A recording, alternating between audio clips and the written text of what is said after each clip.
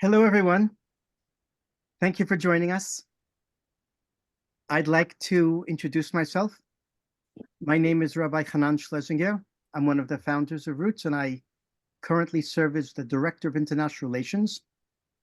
I'm here with my partner and colleague and friend, Noor Awad.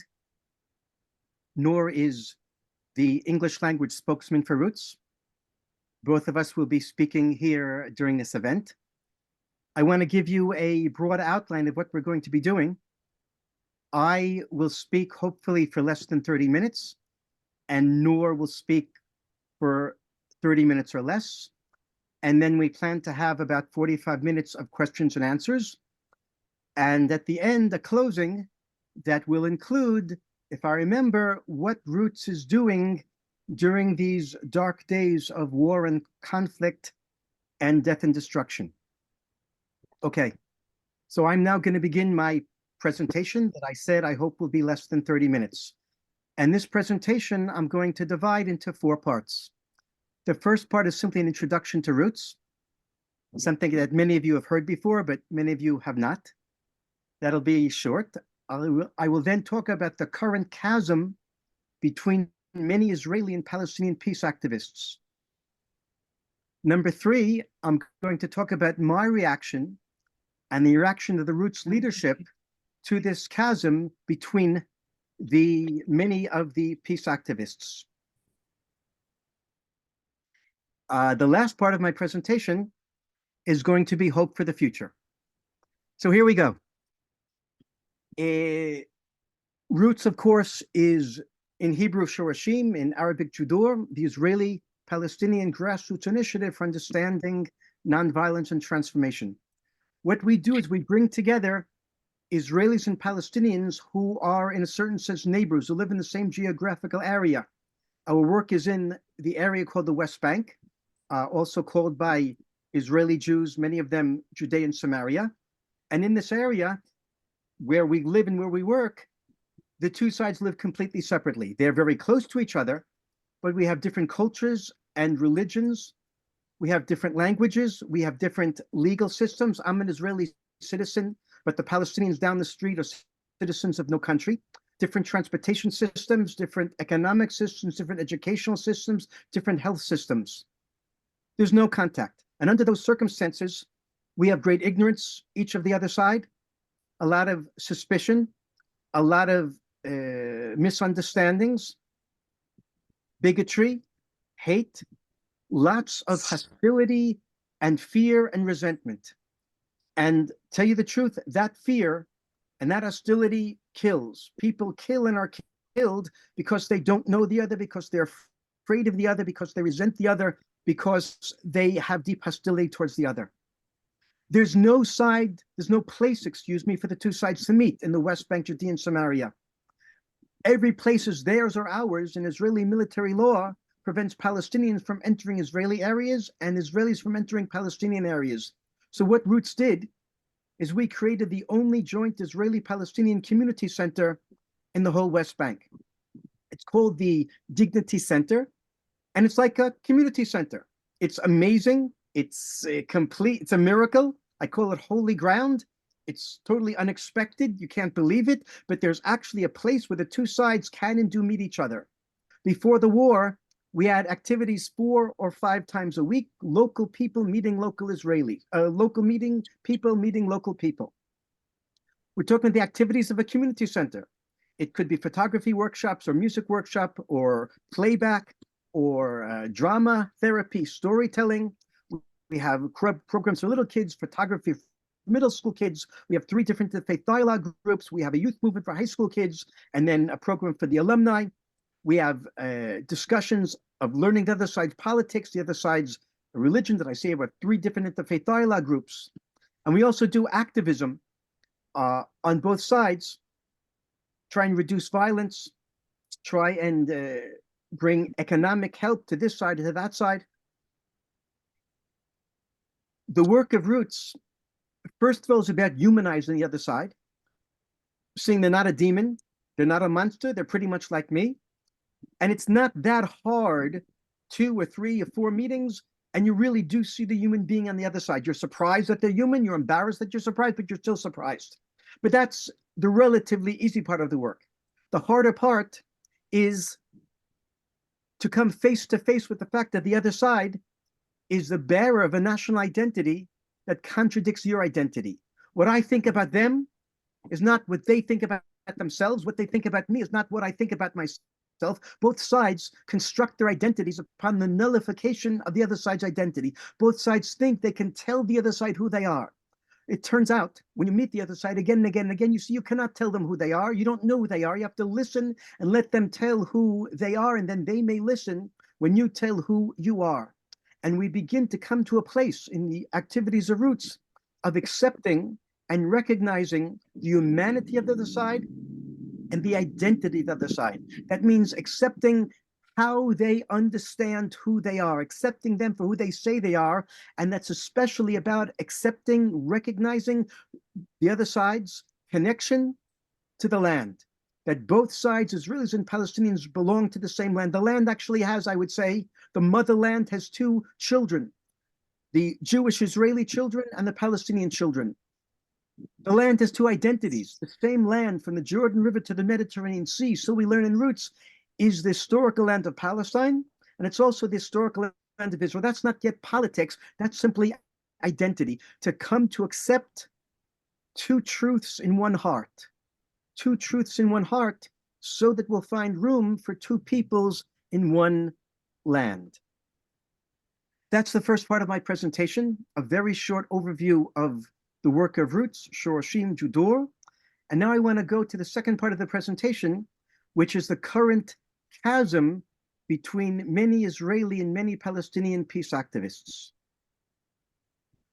Some in the peace camp on the Israeli side are saying that since October 7th, a veil has been removed from our eyes. We've lost our nativity. We've sobered up. We see the absolute evil on the other side. We're disillusioned. There's no partner on the other side. And some in the peace camp on the Palestinian side are saying that the almost wall-to-wall Israeli support of the relentless bombing of Gaza and the ground attack have shown that Israel is an inherently violent society that's founded on raw power. Israelis don't understand the most basic things about what it means to work for peace. Their identity is founded upon force and violence. We are disillusioned, say so many Palestinian peace activists. There's no partner on the other side. And now I want to flesh out the things I just said about some Israeli and some Palestinian peace activists. I'm going to begin by talking about the Israeli side, which is my side, of course.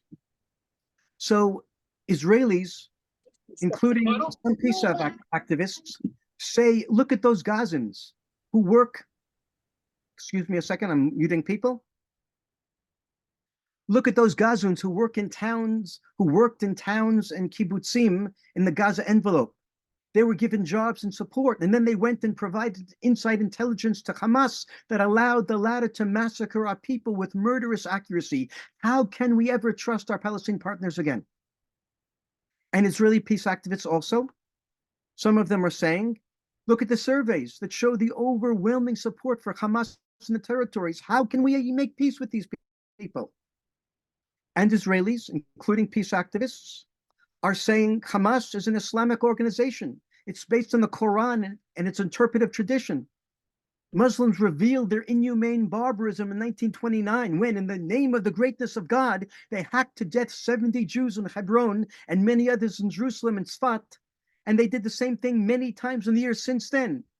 Islam has again and again shown itself to be a depraved religion, a religion of evil. How can we make peace with people who follow it? And Israeli peace activists, some of them are also saying, look at our Palestinian peace partners who cannot condemn the massacre without explaining the context of occupation in which it occurred. Israelis are saying that if you explain the massacre, it's tantamount to justifying it. How can we be partners with such people? And Israeli peace activists, some of them, are saying, look at the Palestinian peace activists calling for a ceasefire right now, which means effectively calling to let Hamas live to fight another day, which means Israelis and Palestinians will continue to suffer from the anti-Semitic ideology and the bloodthirsty cruelty of Hamas. There's no hope. And on the other hand, just like I talk now about what some Israeli peace activists are saying and feeling, on the other hand, on the Palestinian side, with just as much disappointment and frustration and despair, there are Palestinian peace activists who say, look at our Israeli counterparts. They demanded we condemn the massacre of October 7th with no mention of the occupation, of the siege, of the daily attacks of the Israeli army against Jenin and Dheisheh and Nablus and so many other Palestinian areas. They demand that we condemn the massacre with no mention of the cruelty of the Israeli soldiers against us every day. The Israeli peace activists say the Palestinians don't see the context. Hamas is evil, say the Palestinian peace activists, but the Hamas attack had a context. It didn't come out of nowhere. Don't the Israelis understand the injustice of the occupation and its brutality? Don't they understand that it inevitably leads to such things as were committed on October 7th? And there are Palestinian peace activists. They say, look at the massacre that Israel is perpetrating upon our brothers and sisters in Gaza. About 20,000 people have been murdered, most of them women and children. Our Israeli peace partners say the Palestinians, they say that they're sorry for the loss of life, that it's a tragedy, but nevertheless, the Israelis continue to support the atrocities. What hypocrisy. Our Israeli peace partners say the Palestinian partners demand that we condemn the massacre of October 7th, and we do, but they themselves cannot condemn the massacre that their government is committing against us right now. Peace means opposition to violence. Don't the Israeli peace activists understand? And Palestinian peace activists look at the surging settler violence that threatens to engulf the West Bank, fueled by a Jewish religious ideology of Jewish supremacy and exclusive Jewish rights to the land. And this settler violence has multiplied exponentially under the cover of the war since October 7th. The Palestinians say to the Israelis, this is your religion? How can your army allow this to take place under its nose? This is your morality?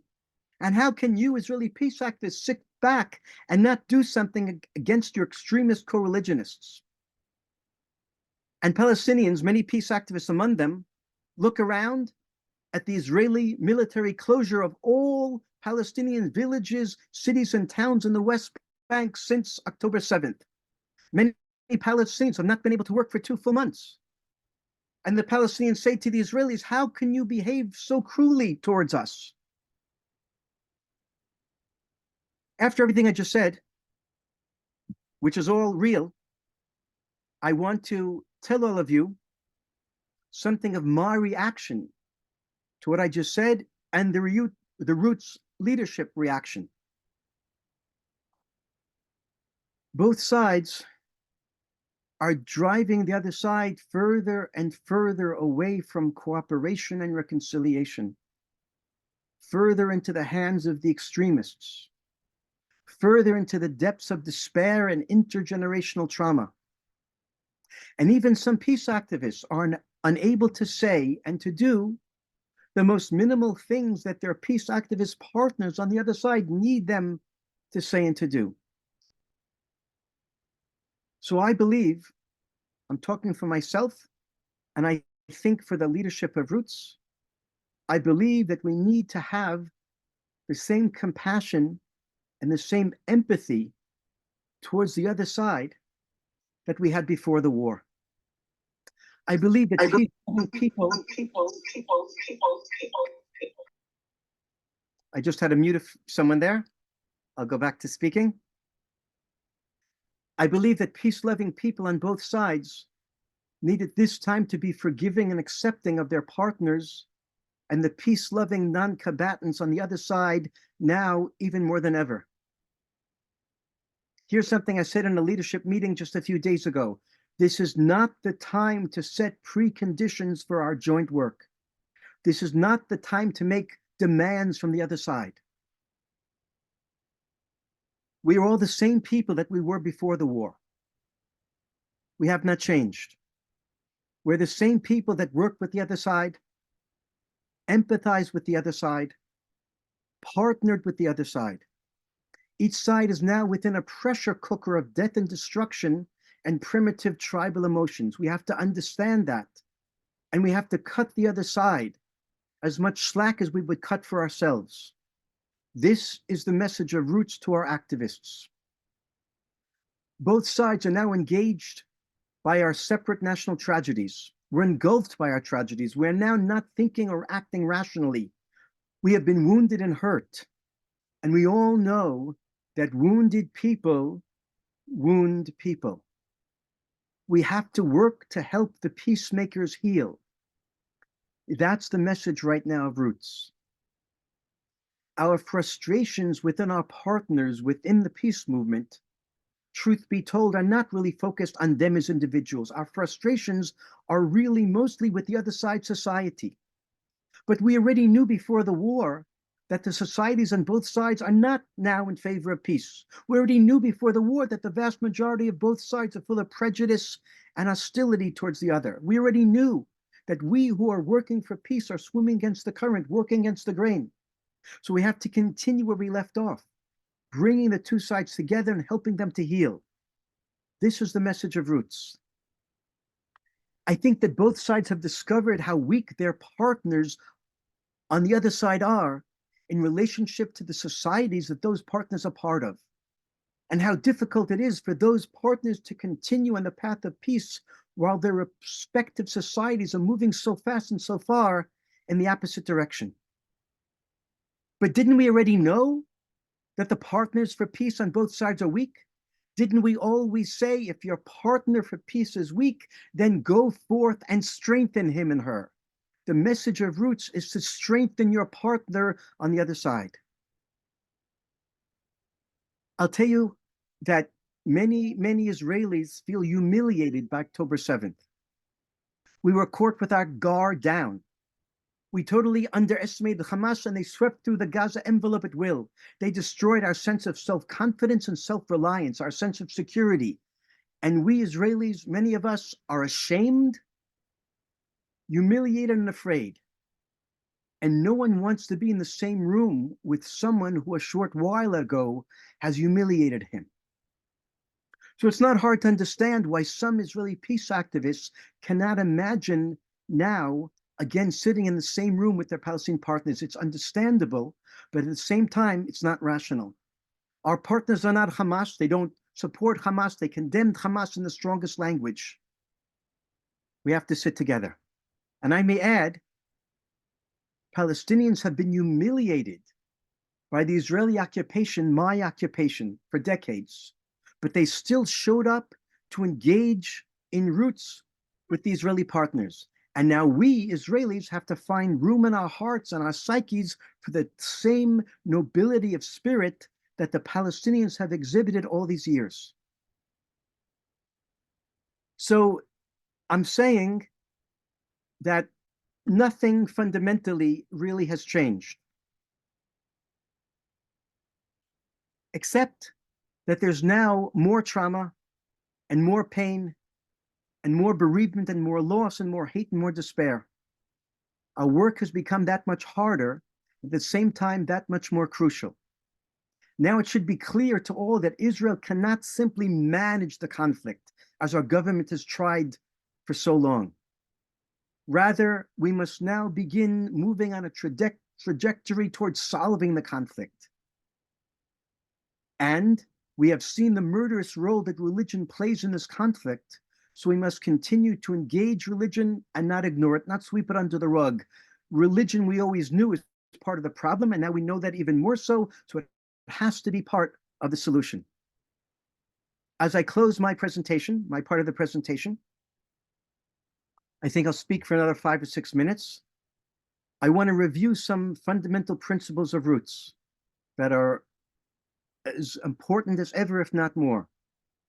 Number one, neither side is going anywhere. Palestinians and Israelis are destined to live together in the same land. Both sides have to accept that the other side is here to stay. Secondly, both sides must recognize the other side's identity, the other side's peoplehood, and the other side's belonging to the whole land, from the Jordan River to the Mediterranean Sea. The whole land is the homeland of the Jewish people, and the whole land is the homeland of the Palestinian people. Both sides have a legitimate story and a glorious story that connects them to the land. Thirdly, both sides must admit to their misdeeds and to the suffering they have caused the other side. Both sides must take responsibility. No more wallowing in victimhood. There's no one side is only good, one side is only bad, one side has caused suffering, one side has suffered. We have both caused suffering and we both suffered. Both sides have caused too much suffering and both sides have suffered too much. We have to take responsibility. Fourthly, we must develop empathy and compassion for both sides. I will close by reminding everyone that Roots is a grassroots movement, people to people work, meeting the other side, listening to the other side, recognizing the other side, seeing their humanity, and accepting legitimacy of their identity and connection to the land. We have 3, 4 different groups in the West Bank, one in Gush Etzion, south of Jerusalem, one in the Jordan Valley, one in the Samaria, the northern West Bank, and a little group in the southern Hebron Hills. We have to meet. Because of the war, we're mostly not meeting now in person. At the very end, I'll talk more about what we are doing now. But we have to go back very quickly to meeting. We have to heal. Israelis separately, Palestinians separately, begin a healing process, and then we have to begin a healing process together. We have to talk. The conflict won't end until we talk. The work of Roots is about people to people. We have to scale it up 10,000-fold. But there also has to be political work. There are other movements doing the political work. We need both the bottom up, that's Roots, and the top down. Together, we can change reality. I will end my personal presentation before Noor speaks by telling you that we in Roots believe that our people-to-people work is preparing the human groundwork for a future peace settlement of dignity, of equality, freedom, human rights, and security for both sides in this little sliver of land that we both call home. Thank you very much. Thank you, Rabbi Hanan. Hello, everyone. My name is Noor Awad, and so I want to share with you about myself and about the situation that we are dealing with right now at Roots and in general. So I live in Bethlehem, south of Jerusalem, and my family are actually originally from Jerusalem. In 1948, my grandparents on both sides had lived in their village, which is called Malha. And if anyone is familiar with the area of Jerusalem, they would know Malha. It's where the first shopping mall in Jerusalem was opened in the 1970s. That's where my grandparents' home is still actually there. But my entire family was forced out of their village in 1948 after the massacre of Deir Yassin, one of the neighboring villages. So my family ended up in a refugee camp, and my parents were born in Bethlehem during the Jordanian occupation time, and they continue to live here during the Israeli occupation. I met Rabbi Hanan about 7 years ago, and I joined this initiative, Roots. And meeting Rabbi Hanan and joining Roots was a big change in my life. And the reason for that is that it was the first time that I met someone on the other side that I can actually see and consider as a partner that we can work together in changing the reality and bringing a future where both our people can live together on this land. Until 2016, I actually had a very negative view of what's called the peace process. And a lot of the peace NGOs or the organizations that works here to promote peace between both sides. And even though that sounds very positive, that there are organizations that are trying to promote peace between both people, the main reason why I see it negative is that because I feel those organizations are working against my identity. The Oslo peace process did not really speak to many Palestinians. It did not talk about the issues that we are facing. It was mostly trying to fix the problem from 1967 by eventually creating two states for two people here, for two sides.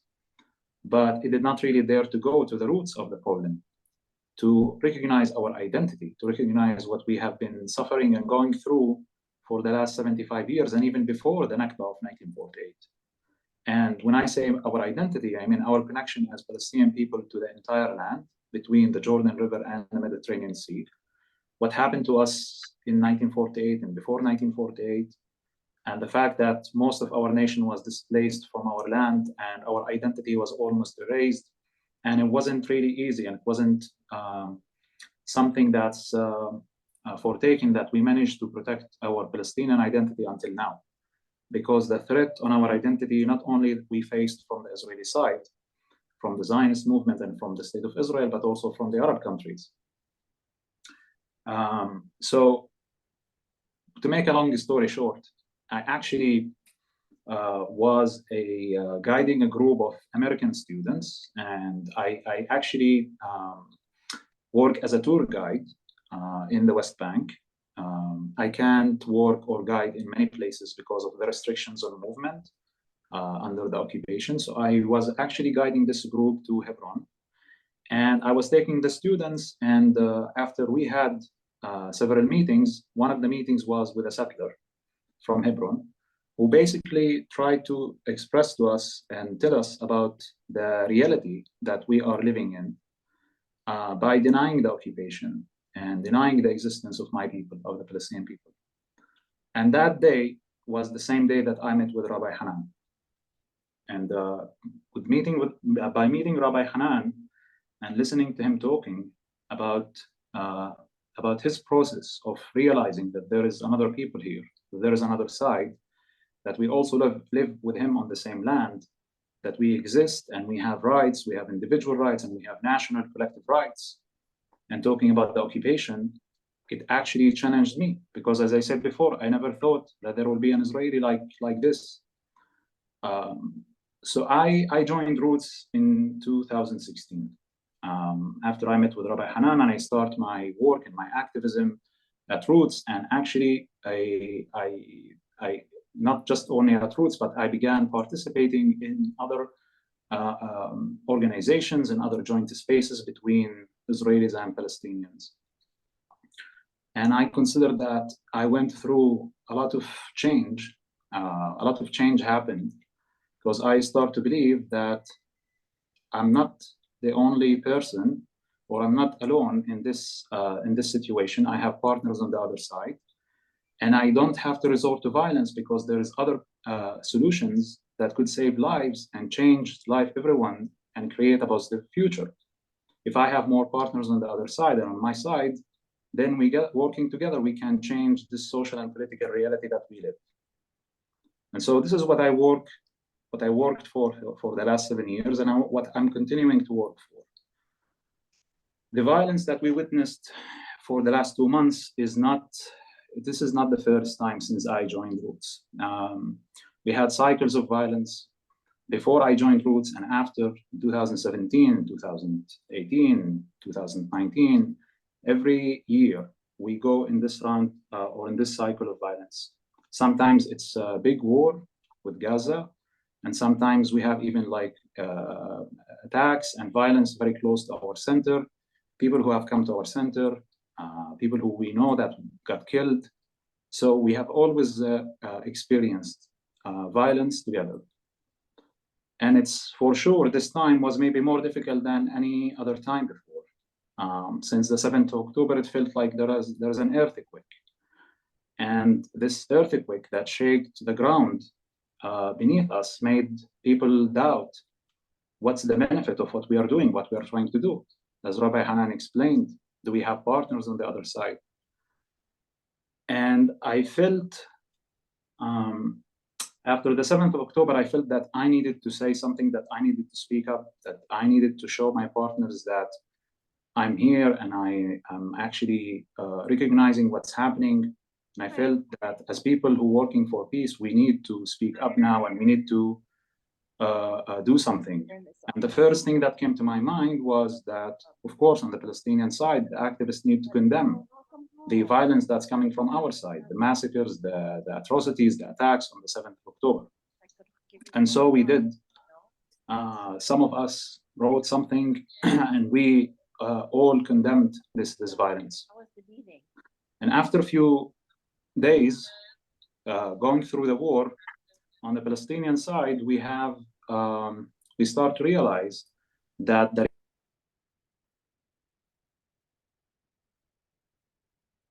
Noor, I'm sorry, I had to mute everyone. I mistakenly muted you. It's okay.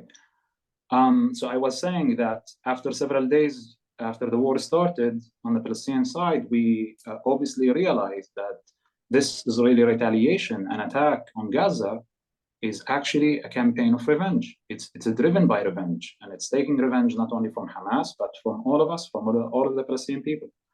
That people will cut off from electricity, from food, from medicine, from fuel that hospitals need in order to run, to have power. And that over 2 million people in Gaza are now trapped in this siege.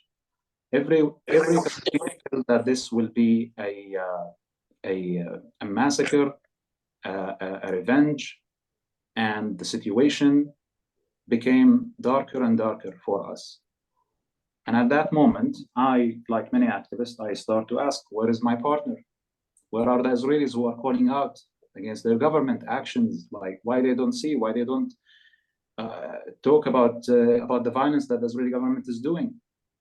And at the beginning, I felt like there is not enough. I almost didn't hear anyone talking about what the Israeli government is doing. Rather, even some people are justifying it. And I felt at that moment as if I have been betrayed. The main principle of acting non-violently and refusing all kinds of violence, I felt that my partners are not committing to. And that made me feel at some point very, very disappointed. And I was let down by my partners. It almost made me feel that I regret that I actually condemned what happened on the 7th of October. And I start to even have doubts. When I speak against my people, when I speak against my side, if I make self-criticism, but there is no people on the other side who make the same self-criticism, am I doing something, I'm doing something wrong? But it took me a few days to think about the situation, and I reached the conclusion that I don't think that what I did was wrong. I think I was trying to take my responsibility, and other people maybe were not ready yet to take their responsibility. And to be fair, I also try to find out more voices in the peace camp, not just inside Roots, but also outside of Roots, of people on the Israeli side, partners who are condemning what their side is doing. I think right now, it's very difficult to try to do the grassroots work that we used to do before the 7th of October. The activities and the programs that we used to run, the idea to have Israeli-Palestinian dialogue seems very, very difficult. It's difficult among the activists, and it's difficult among the regular participants on both sides, people who just out of curiosity and other reasons they want to come and listen for both sides or meet someone on the other side and maybe change their perspective. So after that, I start to think that maybe this is the time that people who work in the grassroots and work in the field, we should actually focus on the political idea and focus on political horizon, because at the end, this war needs to end with a political solution. There is no military solution to our conflict. That was proven a long time ago. This conflict has lasted for so many decades, for more than a century, and there is no military solution to it. The only solution to it is what Rabbi Hanan said, by both sides recognizing that the other side belong to this land, the other side have an identity and have a legitimacy, and we should find a way to live together respectfully and in dignity for both sides. Um, I, I think on the ground that one of the ways to reach that right now is to start to talk about political ideas, as I said, and create political horizon. And I think it's even more practical. It's much easier to get people talking about the future and move forward instead of sticking in the present of what's happening right now. I have to acknowledge at some point that most of the Palestinians and most of the Israelis are affected by what our media is saying, by what we are receiving, by what's propaganda on both sides are showing to the people. And to try to bridge the gap between Palestinians and Israelis right now is impossible. But for sure, the people who are doing the activism, I think we need, as I said, to talk about the future. We need to talk how should we get there and what are the steps that needed to be done. It doesn't seem to me on the Palestinian side that continuing the violence or continuing the war is going to make our job reaching a better future any easier at all. Actually, I think this war have created more enemies of peace on both sides and have created a generation that's very radicalized inside Palestine and inside Israel and outside of our country or of our countries. We have more people who have been radicalized, and we need to focus on a political solution because we cannot continue to live under the same circumstances that led us to this situation. As simple as that. Of course, it's not that easy. Of course, it requires a lot of change, and at some point, it requires it requires us to make concessions. But that's where we should focus the talk right now, and hopefully, there will be at some point, or there will be an ability for us to go back and to continue to do our work, and even to amplify the work of the grassroots movement, and to include more people and help in the healing from what happened and is still happening. Until then, I will say, I mean, there is a lot of people actually, in my opinion, although there's a lot of governments involved here and organizations that are not really helping in this situation, but rather taking an advantage. And the way how I see many countries involved in the Israeli-Palestinian conflict is not really helping people like us on the ground who are trying to make peace. They are not making our job easier by supporting one side or the other side. They are actually supporting the continuation of the conflict and not more. So thank you for listening. I'll turn it now to Rabbi Hanan. Thank you, Noor. We have ample time for questions and answers. The way that we will do it is have people raise their hands electronically, and I will try to keep track of who puts up their hand first. So I see already that Louis put up his hand there. So we can move on to you. You can unmute yourself, and then I see Eva, and then Bob, and then Ferdinand. So let's, and then, yeah, and then Halem. So that's the order. Even if I forget, that's the order for the first five. Let's go. Louis, unmute yourself. Thank you. Here in the United States, we've been exposed to, besides pictures of horror and devastation, one picture that I can't get out of my mind that I'd like you to comment on, and that is a picture of a Palestinian's donkey tied to a tree because his owner was shot dead by an Israeli settler or Jewish settler. That the man was third generation picking olives off his trees, and then was planning on going back home to share the olives with his family along with all the other foods. And a Jewish settler, after probably arguing with him for a minute or two, shot him dead. I just have to feel that unless you corral in the excruciating right-wing settler mentality, we will never be able to approach the Palestinians with any integrity. Thank you for sharing. Noor, do you want to respond to that? Yes, I will say that here in the West Bank, definitely, like, the war is not just in Gaza, but what's happening since the 7th of October also is impacting a lot here in the West Bank.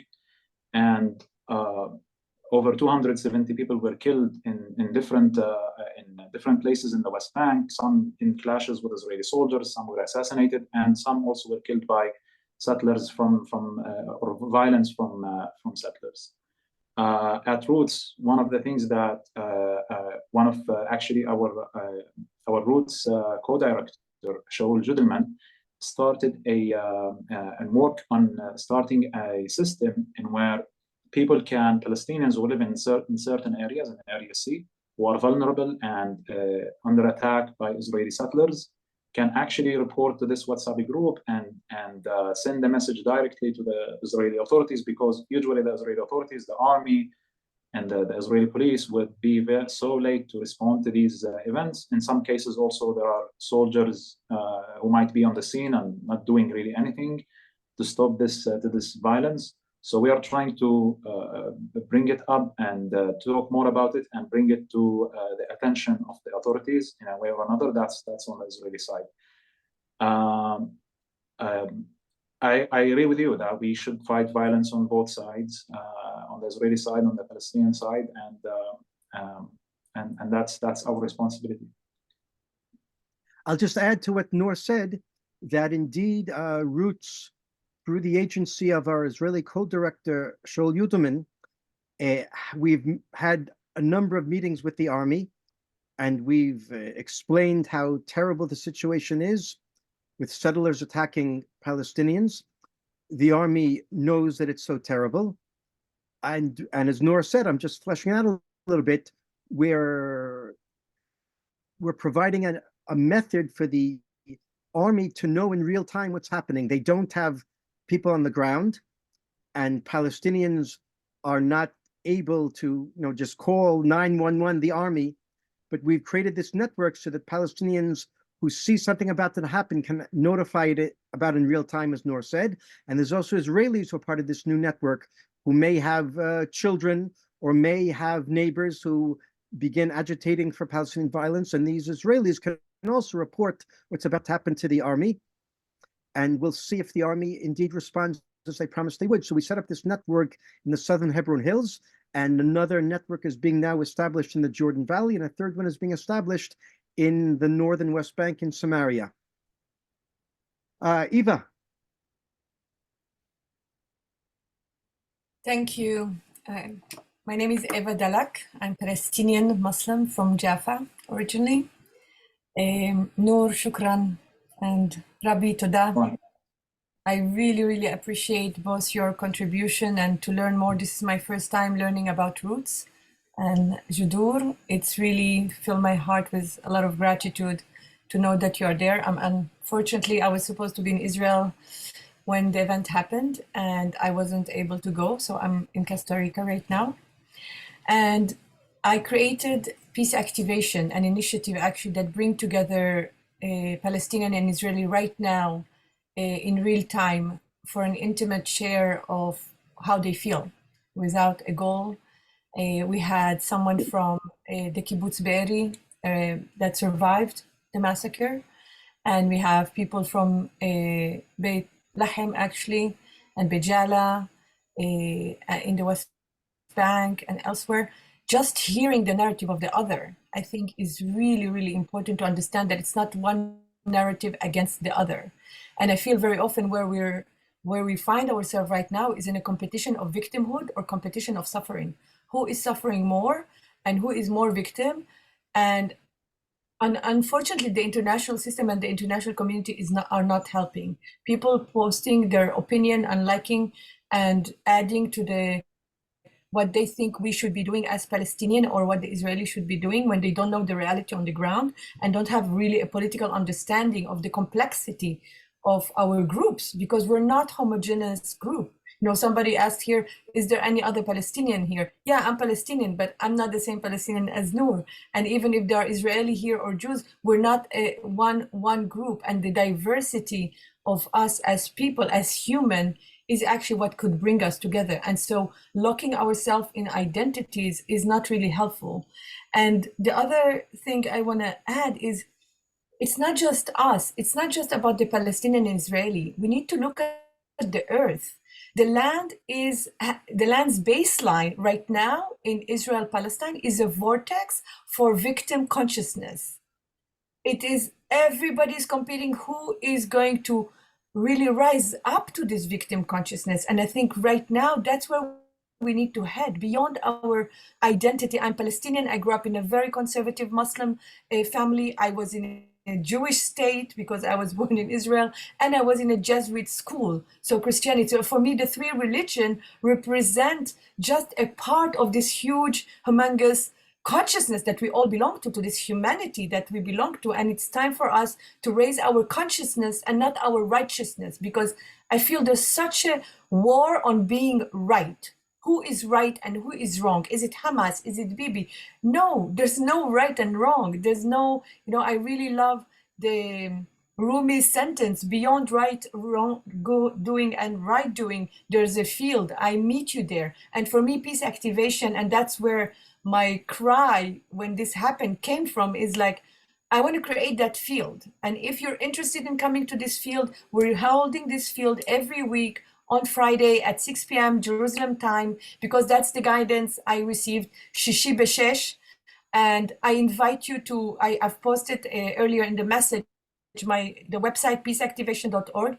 And I will finish with this. I feel like it's not just about enhancing leadership in Palestine. It's time for a new leadership in Israel. It's time for a new leadership in the world, actually. And it's time for us to move from peace activism to peace activation, because we need to activate the peace within us to create the peace outside of us. And most of the people that are triggered and that I write about Palestine, Israel, they're just riding the wave of what's happening there to express their own frustration in their countries, in what's happening in their own life. And it's time to stop. It's time really to activate, to become a peace activator and not a peace activist. We cannot fight for peace. We cannot fight. It's time to stop to fight. We need to become the peace. We need to have this peace inside of us so that we can trigger it and instigate it with other. And I'm not just like talking from like a nice environment in Costa Rica. I worked in conflict zone for 25 years. I couldn't work on the Middle East conflict because I was so triggered.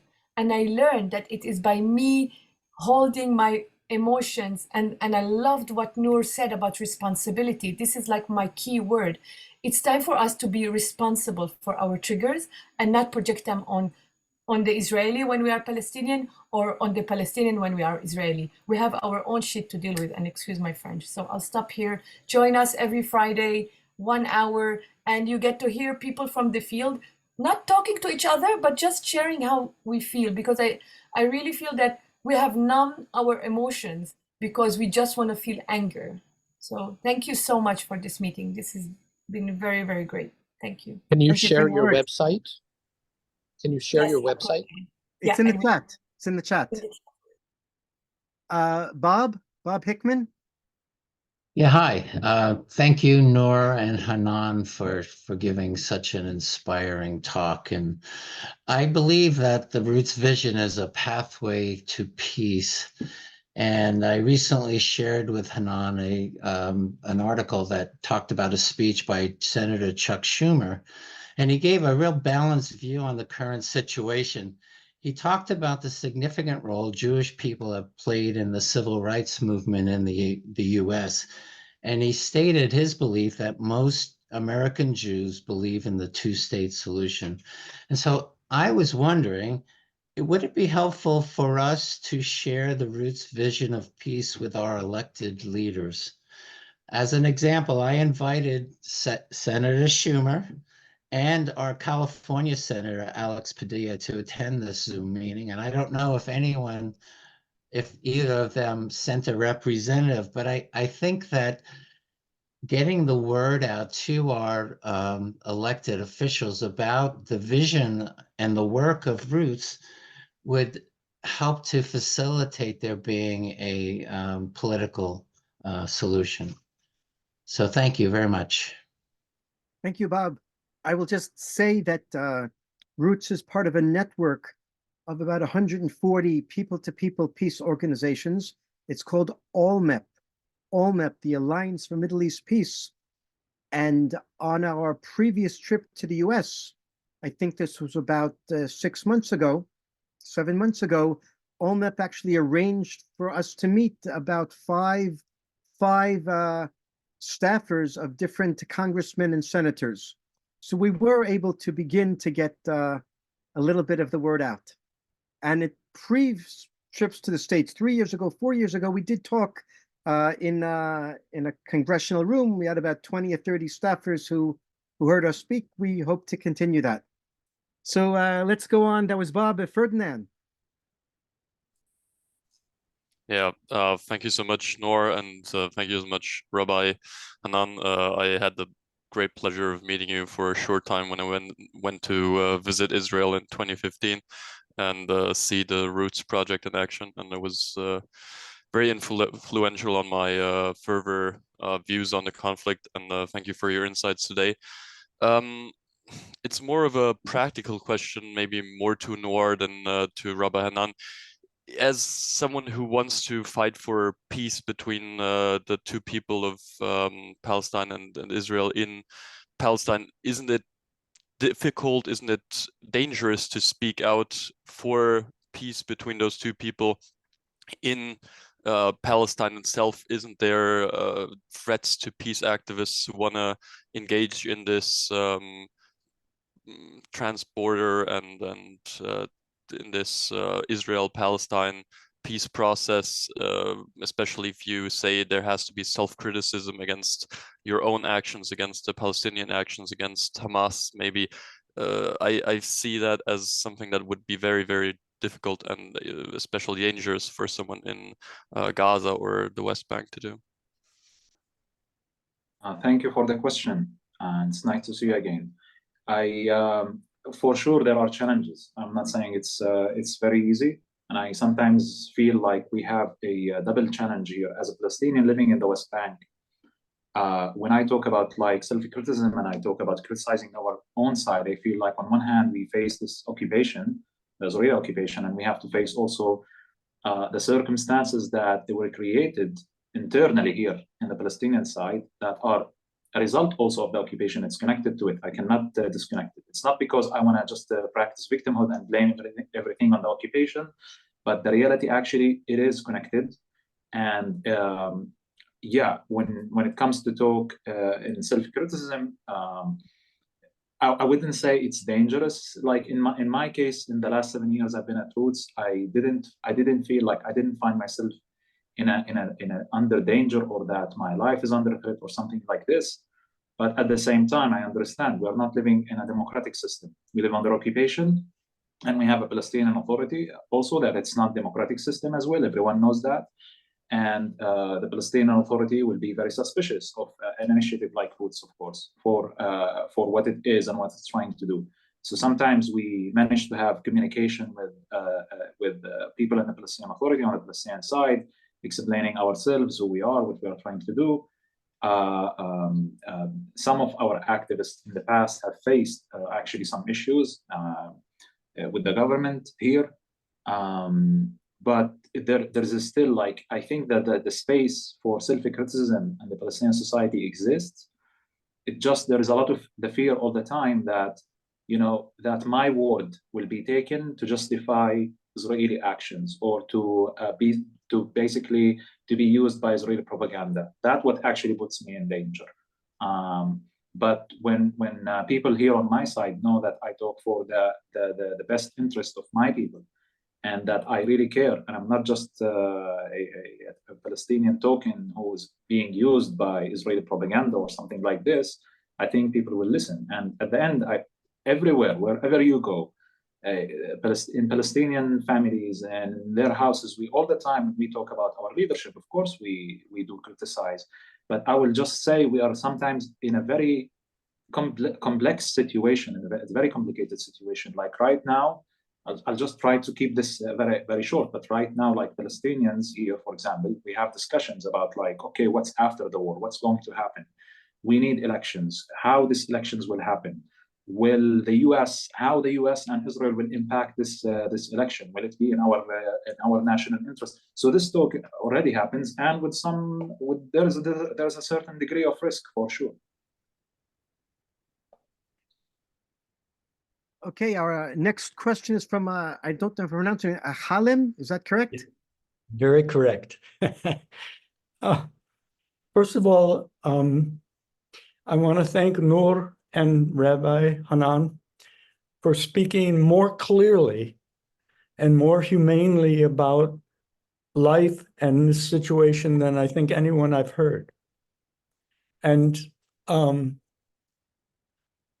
my question to both of you is, I need to be challenged because I carry a naivete that says to me that the deepest grassroots movement is that which leaves us, in a sense, without the costumes, forgive me, that's a bit judgmental, of history, religion, and politics. And this is based on, in 2016, as a musician, I was invited to a sacred music festival in Palestine. We traveled many different villages and cities, and I vowed before I left to go that I would not enter into conversations of politics, religion, or history. It turned out to be a month, both in Palestine and Israel, of the most amazing meetings of generosity and kindness from people. And so I'm left with a memory, in a sense, that tells me that we need a new language, in a sense. We need a new way of meeting each other that, yes, of course, there are these mantles of religion differences and history and all that history carries and the politics. But I think there's a more profound grassroots essential that to me is what you're both speaking of, which is this face-to-face, eye-to-eye, heart-to-heart meeting of each other. And in that place, we're not very different at all. You know, we are parents, we are children, we are students, we are searching, and so it may just be naivete that, but I'm really caught, in a sense, in this experience that there is something possible when we can do that, when we can really, as you speak of what Roots is doing, but on a much more expanded scale. Because otherwise, my experience before I left to go to this festival, engaging in conversations about history, politics, and religion, it's like stepping into quicksand. And I have no interest in quicksand. And so I may just be very naive, but for me, it's, in my personal case or experience, it's through the power of music and that voice that has brought me to this really heartfelt, deep belief that we need to do this somehow, find a way to continue to do this. Halim, I'm really touched by what you said. And I think there's some very, very deep truth in what you said.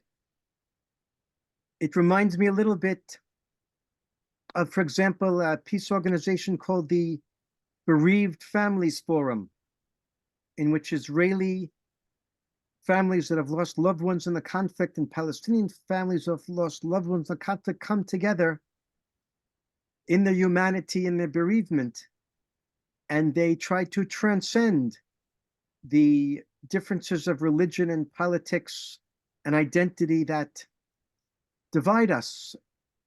They just want people to live, that there shouldn't be any more people joining their group of bereaved parents.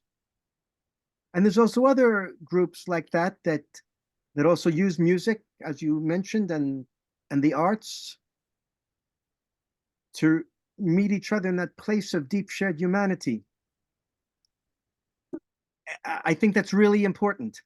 But for better or for worse, and I say that really honestly, for better or for worse, the Middle East, Israel-Palestine, is a place in which, as far as we in Roots understand, in which people live their particularist identities in such an intense fashion that they're not ready to go to the place that you described.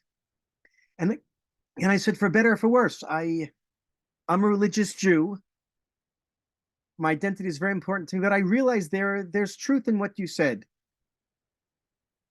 But it doesn't matter if I'm a religious Jew or not, if I believe in my religion, my people, my identity, but that's not the point there. The point is that most of the Israeli Jews, certainly those living in the West Bank that we work with in Roots, and most of the Palestinians are completely their identity. And the type of peace that you mentioned doesn't speak to many of them. So we need organizations that like Roots, that talk to people in the fullness of their identity and bring the two sides together, not just in their humanity, but also in their identity.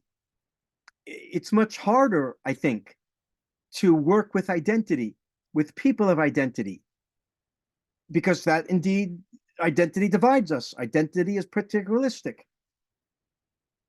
But at least for many, many, many people in the Middle East, in Israel and Palestine, the way certainly to begin for them is where they are in the fullness of their identity. And this emphasis actually makes Roots unique. There are very, very few organizations that are willing to bring people together, not just as human beings, but, as I said, in the fullness of their identity. We are an experiment. We're trying to meet the people where they are. Noor, do you want to respond? You know that I agree with you, Rabbi Hanan. It's very important to focus. I agree with you, Halim. Like I understand what you are saying, but also it's important to recognize people's identity. As I said in my story, I didn't feel that the peace process talked before to my identity as a Palestinian, and through my engaging at Roots, by the way, I got the chance to not only learn about the other side and about their story, but also relearn my story in a way and relearn my history. I wasn't afraid of going into these discussions and hearing the Israeli side of the story and their narrative, and then going back to my side of the story. And then basically, at some point, it's not about this side and the other side. It's about the history of this land that I'm living on. And I feel as a Palestinian, I still have my identity as a Palestinian, but I don't have to practice it in a fashion that cancel other identities on the same land. And that's what makes Roots' approach is unique. With all respect to the humanitarian, to the to our humanitarian identity, but also we emphasize on the national and religious identities, that we can have them and practice them and still live together. Thank you both. The next person in the lineup, I don't know how to pronounce the name, and I don't want to embarrass myself or embarrass you. Hello. Yeah, you just turned on your camera. Speak. Hi, I'm Zan. Thank you so much for this event and all your work. I've been listening to a lot of what people have been saying, and I wanted to offer something that I've come to learn about during the pandemic. which is social ecology. So from everything that's happening and what people have been saying, I think we need a new way to organize society and new political institutions. Nation states are based on exclusive, constructed national identities and governed by small elites who decide for everyone else, and including and enact terrible violence and ideology that are spread widely because of the state apparatus. And it's a problem everywhere. I'm from Canada, which is also a settler colonial society, and it's a problem here and everywhere, basically, where there's states, because like we're saying right now, hundreds of thousands of people here and millions across the globe have been speaking up, have been in the streets, you know, calling for a stop to the violence and the genocide in Gaza, but most state leaders don't listen. And they are in the way of peace. So the importance of new political institution becomes evident. And so one proposition is based in an idea movement called social ecology, and specifically communalism. And basically is a project of like forming local assemblies, mixed local assemblies, people living in a similar place, and directly democratic, so everyone has a voice. And when you speak with your neighbor in front of them, it's much harder to deny their humanity and their needs and what they want, and it's much more conducive to cooperation and harmony. And it's not a very well-known idea, and of course the state is very against it, so there's a lot of backlash from states. But one of the great examples out there is Rojava, or ANES, or Autonomous Administration in the Northeast Syria, and they are a multi-faith, multi-ethnic, communalist, ecologist societal project. So I invite you to look into it. And it's not even a new idea for Israel and Palestine. I'm going to share a link in the chat about some of those like confederation communalist ideas that were already present and used to be more present in Israel-Palestine. And so I invite everyone to look into social ecology, that specific organization that I shared the link to the article for, and look into building new political institution for lasting freedom and peace. Thank you so much. Thank you. Ken? Ken, you're up. Yes, thank you. Thank you, Noor and Rabbi Schlesinger. I heard the Roots. I heard about Roots when the Roots presentation was made at our synagogue in Hoboken, New Jersey, which was several years ago.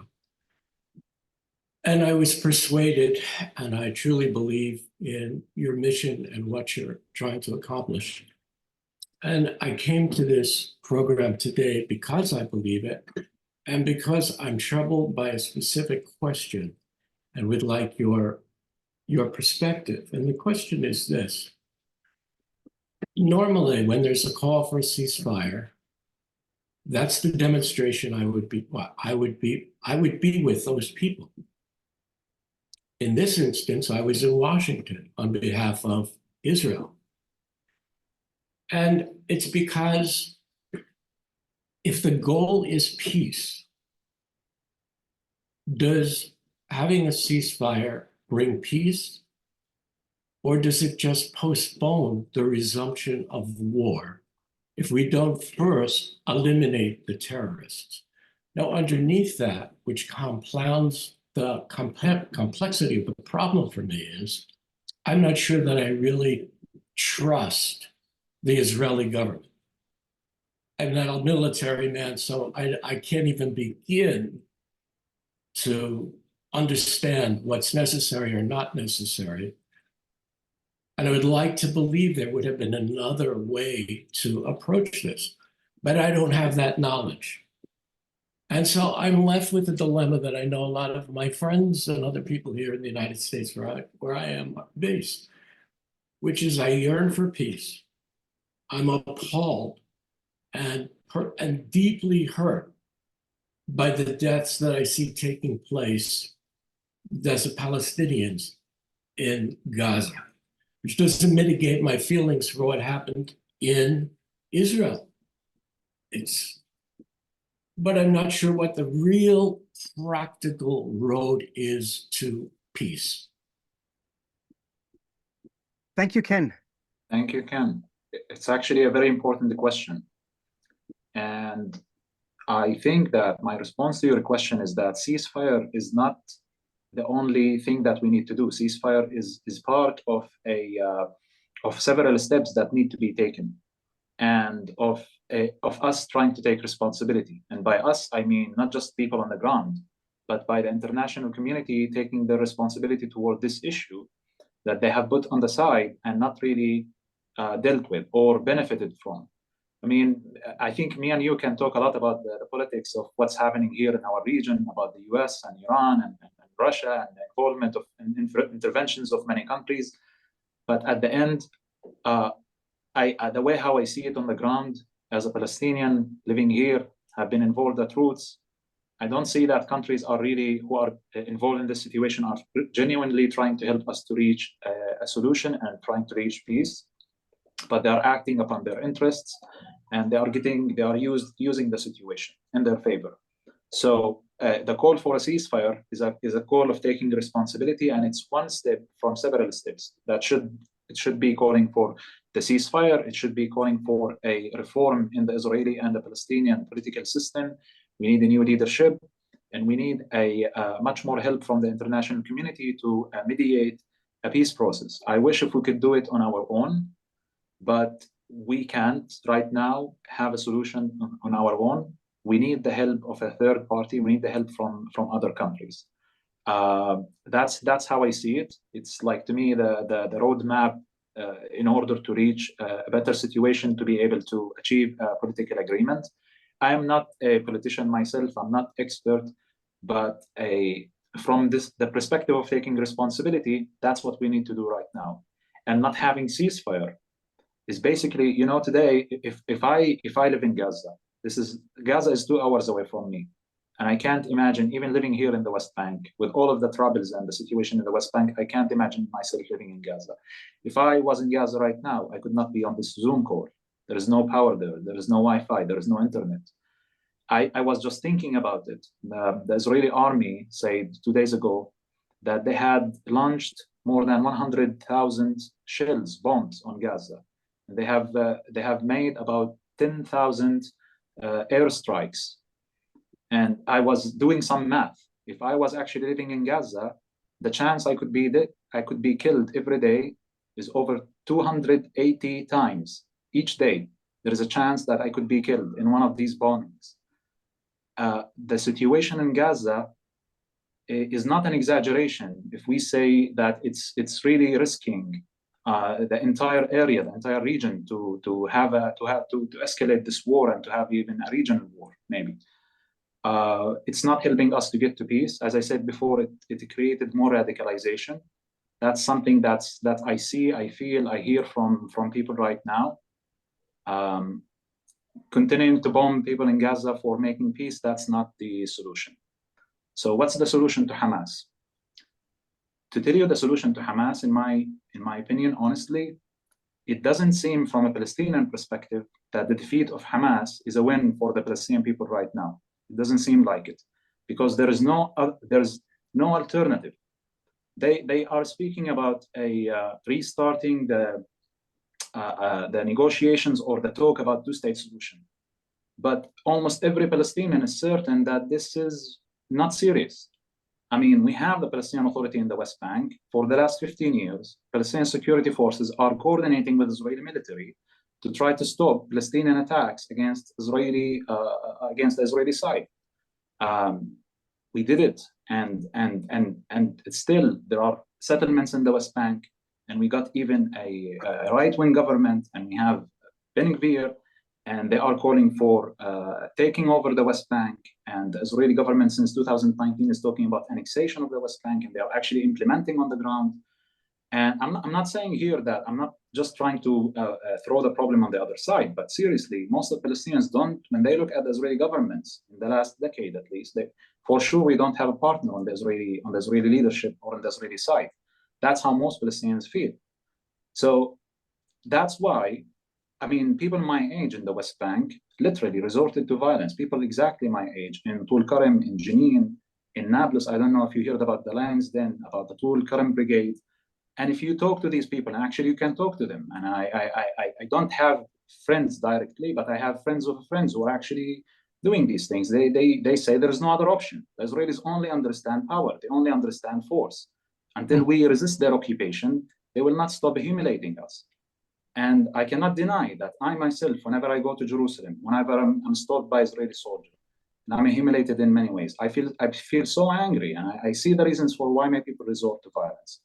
I'm trying to say there should be other ways to resort to violence, and that's how you actually eventually defeat Hamas and defeat the extremists on both sides.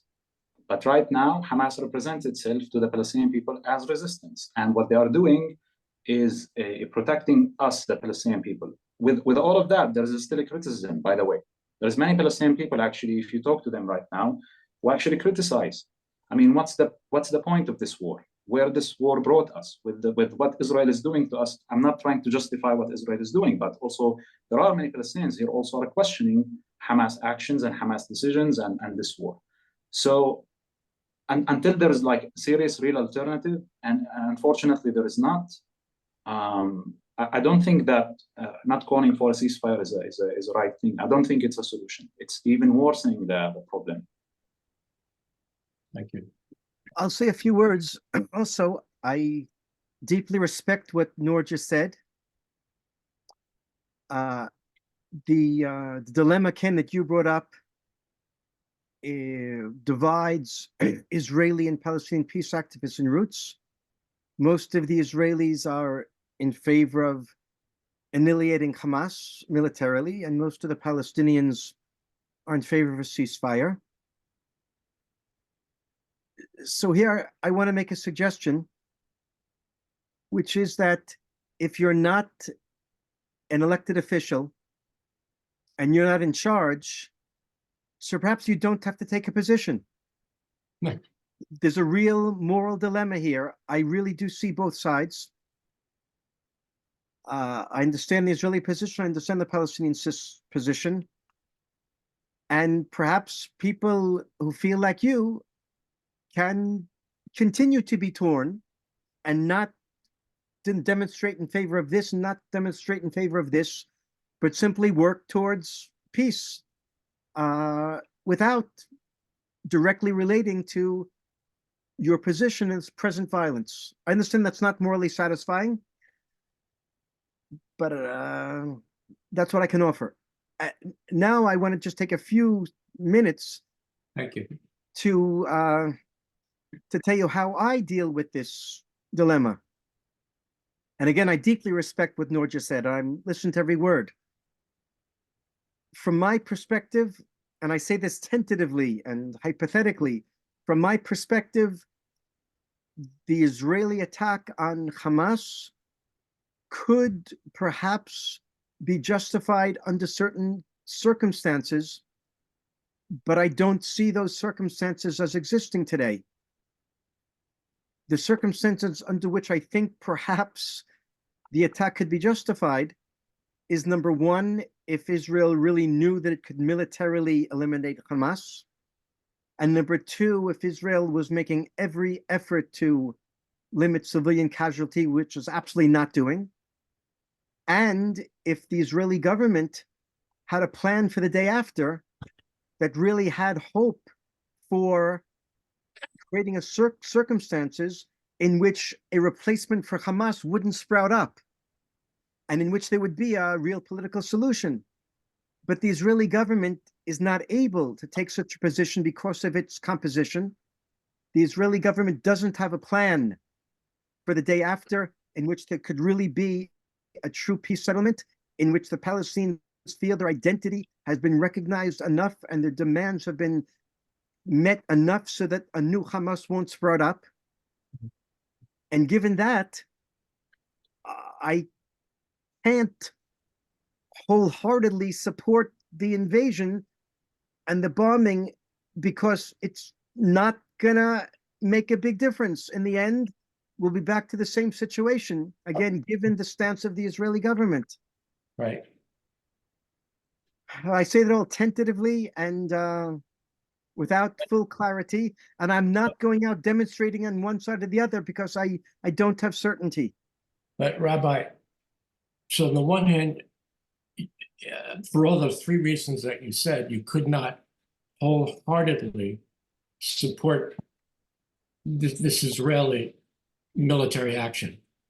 On Correct. the other side, where does it leave you with ceasefire? The truth is, I'm happy that I'm not in charge. I'm happy that I'm not in charge. I'm not.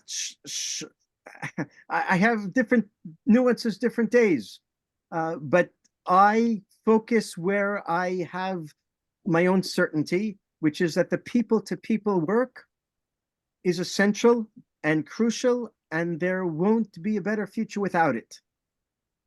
That's where I focus. Okay. I'm confused. Thank you. Elisa. If I can just add one more thing, Ken. I think it was yesterday that the Security Council again had, in order to basically make a decision about ceasefire, and the U.S. used the veto in order to block the council from actually making such a decision. I do think that most governments today around the world understand the UK person and catastrophic is the situation in Gaza. And as Rabbi Hamid, there is no clear really a strategy, an exit strategy, and there is no really plan for the next day. And therefore, I think what the US did by doing, Daniela, can you mute yourself?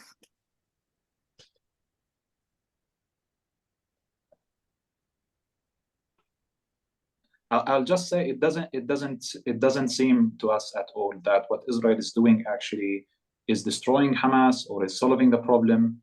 It left much more civilians killed on the ground than Hamas is not, in my opinion, many Palestinian opinion, is not weaker actually, or it's not a pressure. I mean, I know that on the Israeli side, listen, I watch the news on the Palestinian side and I watch it on the Israeli side, and both sides we get different news, by the way, about what's happening. Yesterday, like the Israeli news was full of pictures about the Israeli army taking off Jabalia refugee camp and like Hamas fighters surrendering to the Israeli army. Yeah. And today, actually, most of the news about the fights in Jabalia and about Israeli soldiers, over 60 Israeli soldiers were injured there. So also, like, you can say that Hamas is not telling the truth, and also the Israeli army on the ground is not telling the truth. But again, we can talk a lot about that. There is propaganda on both sides, Sure. but the continuing fight is creating a catastrophic situation that is not helpful at all. Thank you. Thank you. Elisa. Hello, thank you so much for this lecture and this meeting. I live in the West Bank in one of the settlements in the Shimon area. And naturally, because of that, I am surrounded by a lot of people with extremist and sometimes even genocidal views. Even my own family suffers from that. And I've been wondering, are there any ways that I can start conversations to de-escalate the extremist viewpoints of my family and my neighbors? Wow, what a question. I wish I had a good answer to that. I have the same problem in my family. Noor, can you help us out? Yes, we have our group in Samaria. I can connect you actually to some of our activists there, and what they have right now, at least they have the groups on WhatsApp and conversations with Palestinian and Israeli activists. I think that this is an issue also that our activists in general face, and it's very good if you will be connected with people in your area. from roots. I would love that. Yes, thank you. Elisa, from my perspective, I don't want to push you off with no answer, although I don't have a real answer. But one thing I can say to you is to listen. If you want your relatives to listen to you, you have to listen to them. You have to listen until it hurts and then listen some more. And you have to empathize with their pain and with their suffering. And sometimes, not always, sometimes after you listen a lot and show that you really understand, sometimes they'll let you talk. And you have to talk calmly and not in accusing tones, showing another perspective.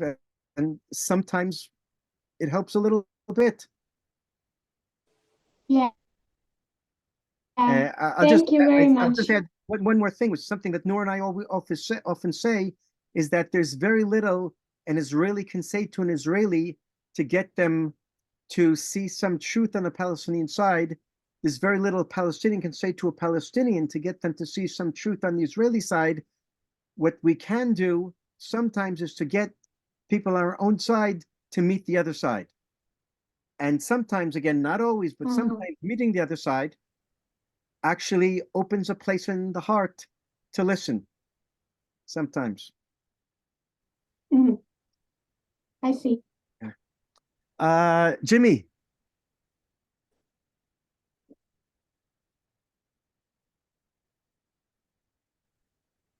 Hi, everyone. Thank you all for being here. I'm not an eloquent speaker to begin with, and my emotional levels are way up here, which makes my head more scrambled, and it's difficult to communicate thoughts and feelings at a time like this. So I hope that I do a good job. I just want to ask some questions for all of us to maybe ponder individually. Are our governments representing us well? I live in the United States. My country just vetoed the UN security thing on the ceasefire. Really hurts my heart that we can't encourage even a little step towards slowing down so that we can, I don't know, take care of each other, get humanitarian aid to people. And I spent a lot of time in the West Bank. I recently tried to go, but when I went in on October 30th, actually, when everyone was trying to leave, and I got to Tel Aviv airport, and they didn't like my story, and they questioned me for a long time, and then they put me on a plane to go right back. Whoa. And I wasn't allowed in.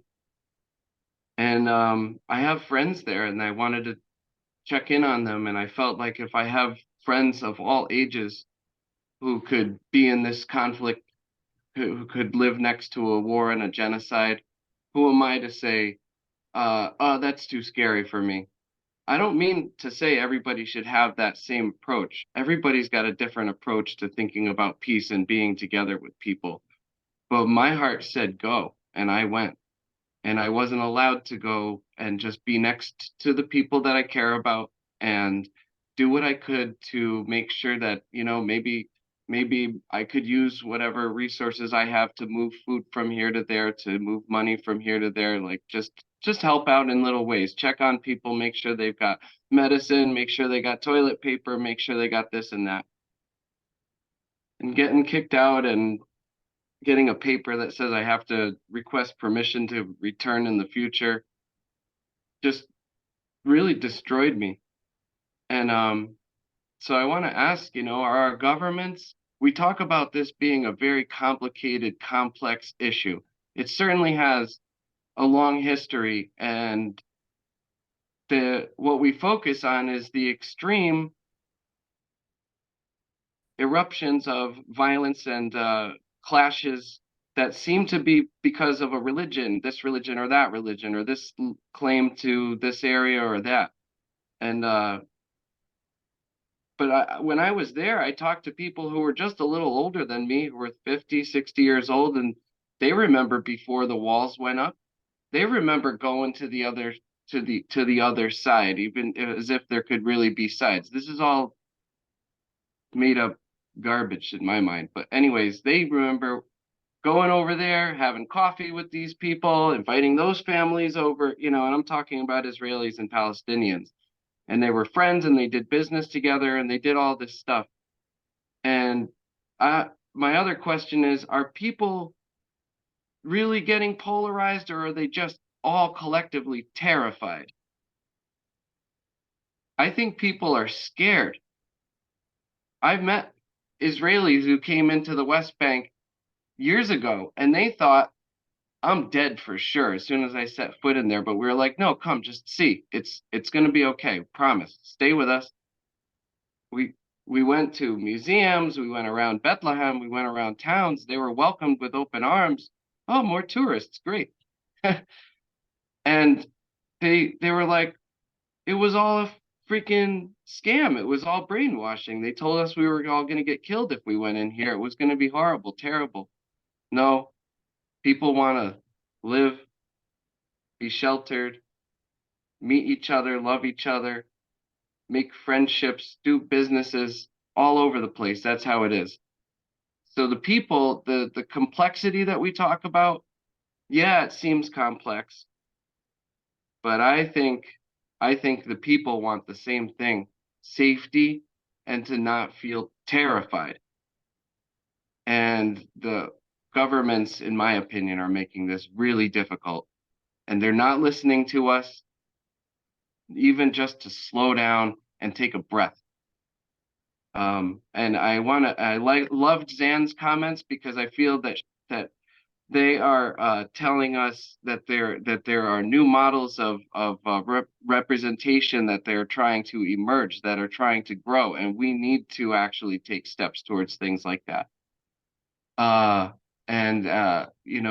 think it was Alyssa talking about, how do I speak to people who have these racial or racist or genocidal tendencies, thoughts, or whatever. Peace activation. I'm also, like, I'm friends with Ava and the peace activation thing. We have a thing called conflict transformation, which is really conflict transformation from within. You start here, right here, and then you bring that out. And there's tools of dialogue and things like that can be learned that will help that process, that little person-to-person communication. But remember, my questions are our governments listening to us and representing us well? I ask all sides and all people. And number two, are people polarized truly, or are they terrified? Thank you. Thank you, Jimmy. Noor, do you want to say anything in reaction to Jimmy?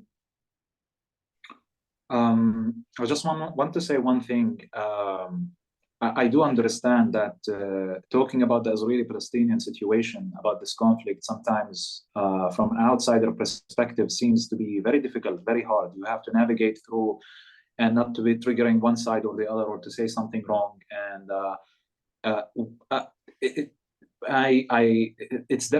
it's a complex situation, but in my eyes, it's not complicated to understand. But at the end of the day, if we want to share our message simply, that we Israelis and Palestinians are going nowhere. We have to live on this land together. We have to understand this, and we have to recognize each other belonging to the land.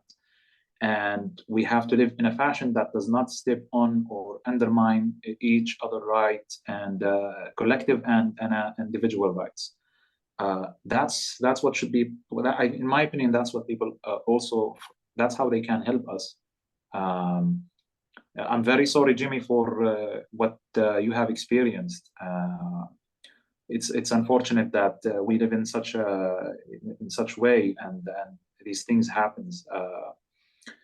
I just want to say also another thing, that many people today are trying to think about this situation in a rational way and not emotionally, and say, we have to, for example, we have to defeat Hamas, because if we have a ceasefire, for example, right now, that will be like a winning for Hamas, and that means that Israel will be harmed.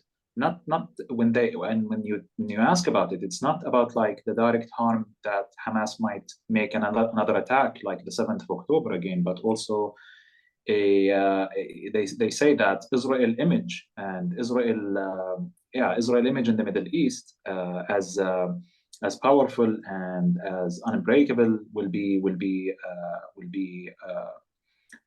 damaged, and that will hurt Israel. It's unfortunate that Israel had to build its in a way its presence in the Middle East and its image by dominating or dominance against the other, and by having always this power and this military, and the relationship between the Israeli society and their neighbors, us, the Palestinians, and other neighbors, have to be a relationship of intimidation, continuous intimidation, and fear and control. So there's a lot to say about what you brought up, Jimmy, and what's happening. And thank you for sharing with us about the initiative that you are involved with, Eva. Thank you. So here's what we're going to do.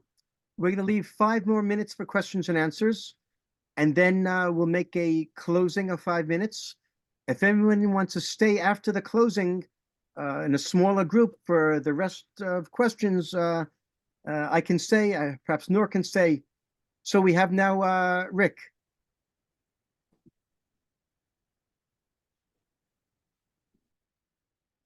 Yes, thank you. I really appreciate both of you very much. Rabbi Hanan, at the beginning of this session, you were mentioning that you start out from the belief that both parties are not going anywhere. And I have always told myself that also for decades.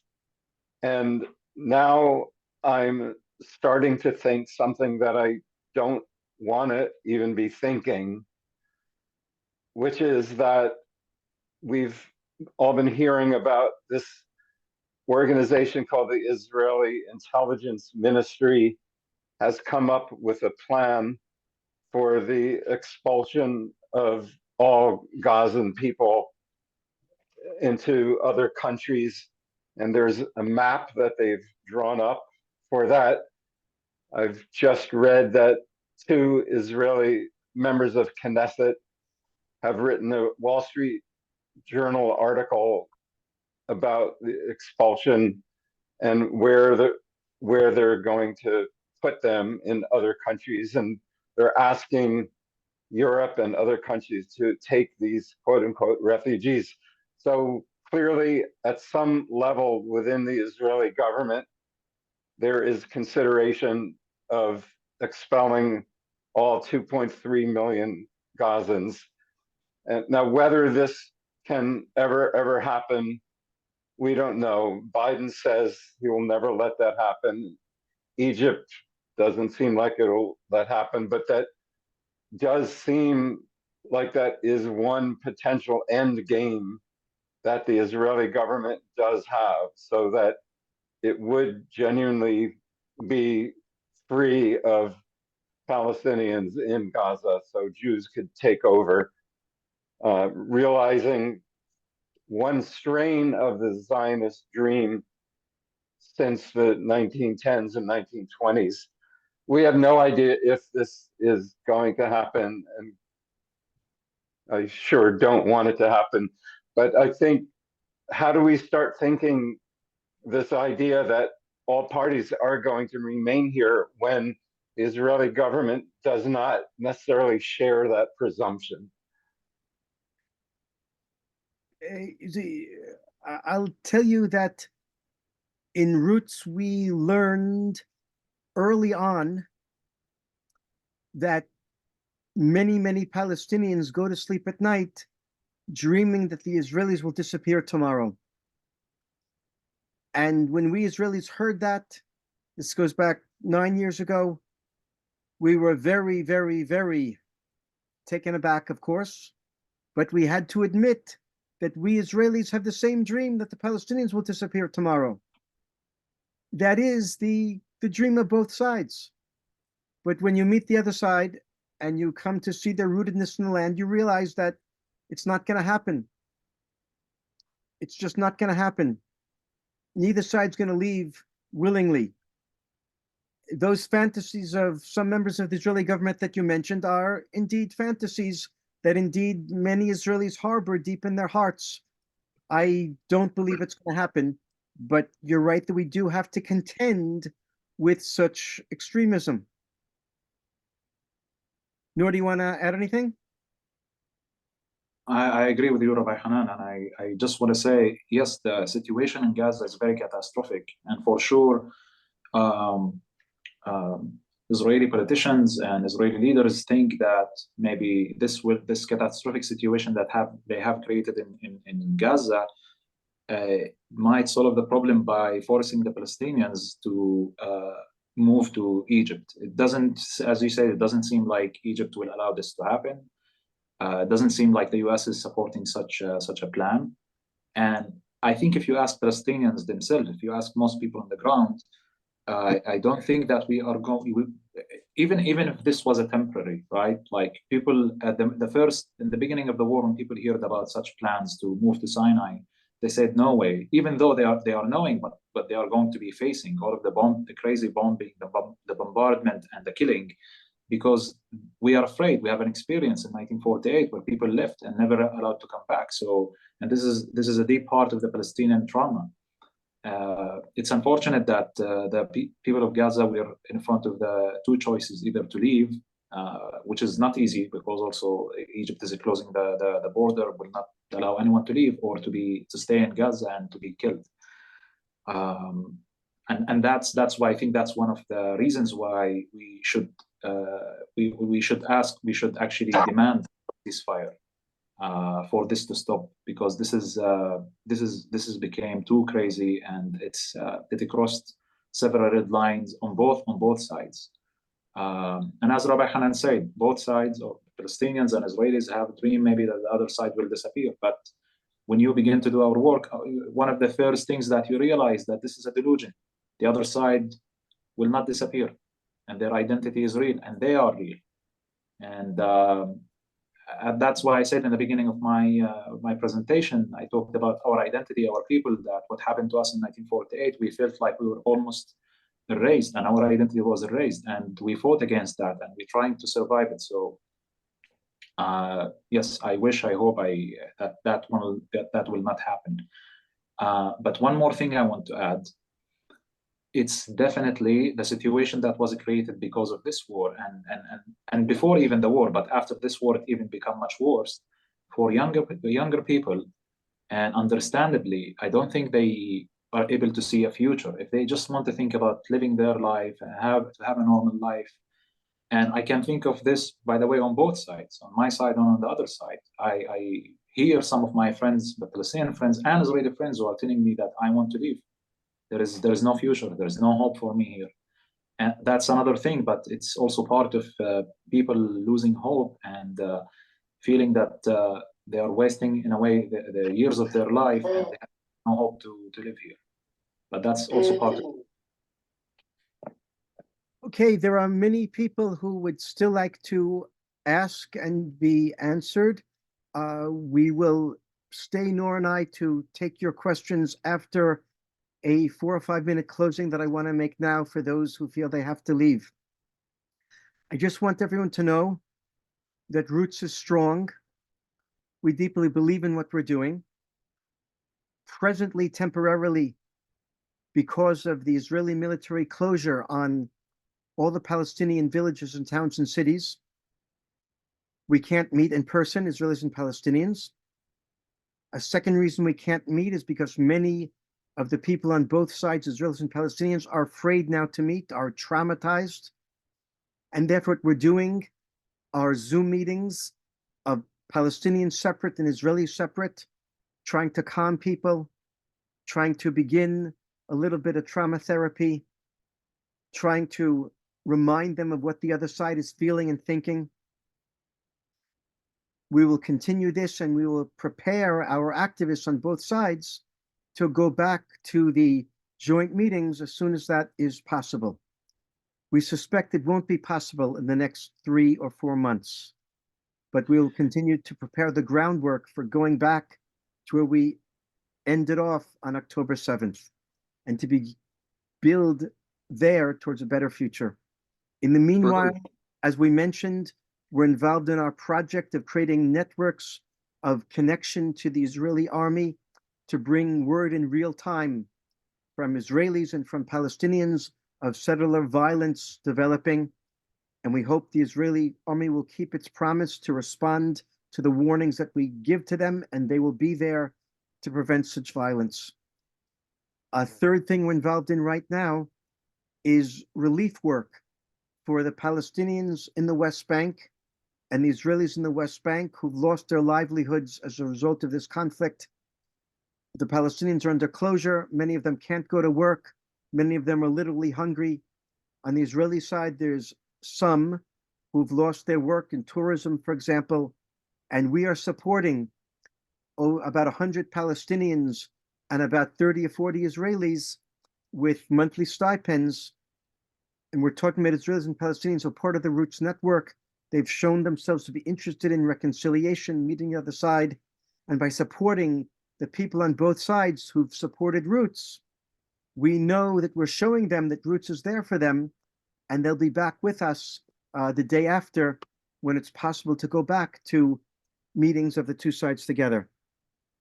Also, we're encouraging our activists on both sides to pick up the telephone and call someone you've met from the other side through Roots. If it's too hard to talk about the issues at hand, talk about your families, ask what you can do with each other, show concern, show compassion, show empathy, keep the lines of connection open for the day after.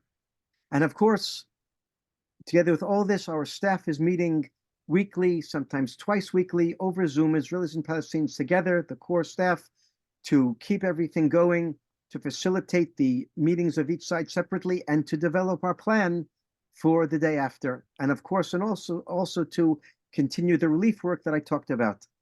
So in closing, I will just make sure everyone knows our website, friendsofroots.net, friendsofroots.net. Read about our work. I hope you'll be inspired by it. We're inspired by your questions and your involvement. We hope it will be mutual inspiration going in both directions. Of course, we ask you to contribute to the work of Roots. Through the website, you can contribute the work. The money you will donate goes both to our relief work for Israelis and Palestinians right now and to keeping the organization going and to the work of the day after.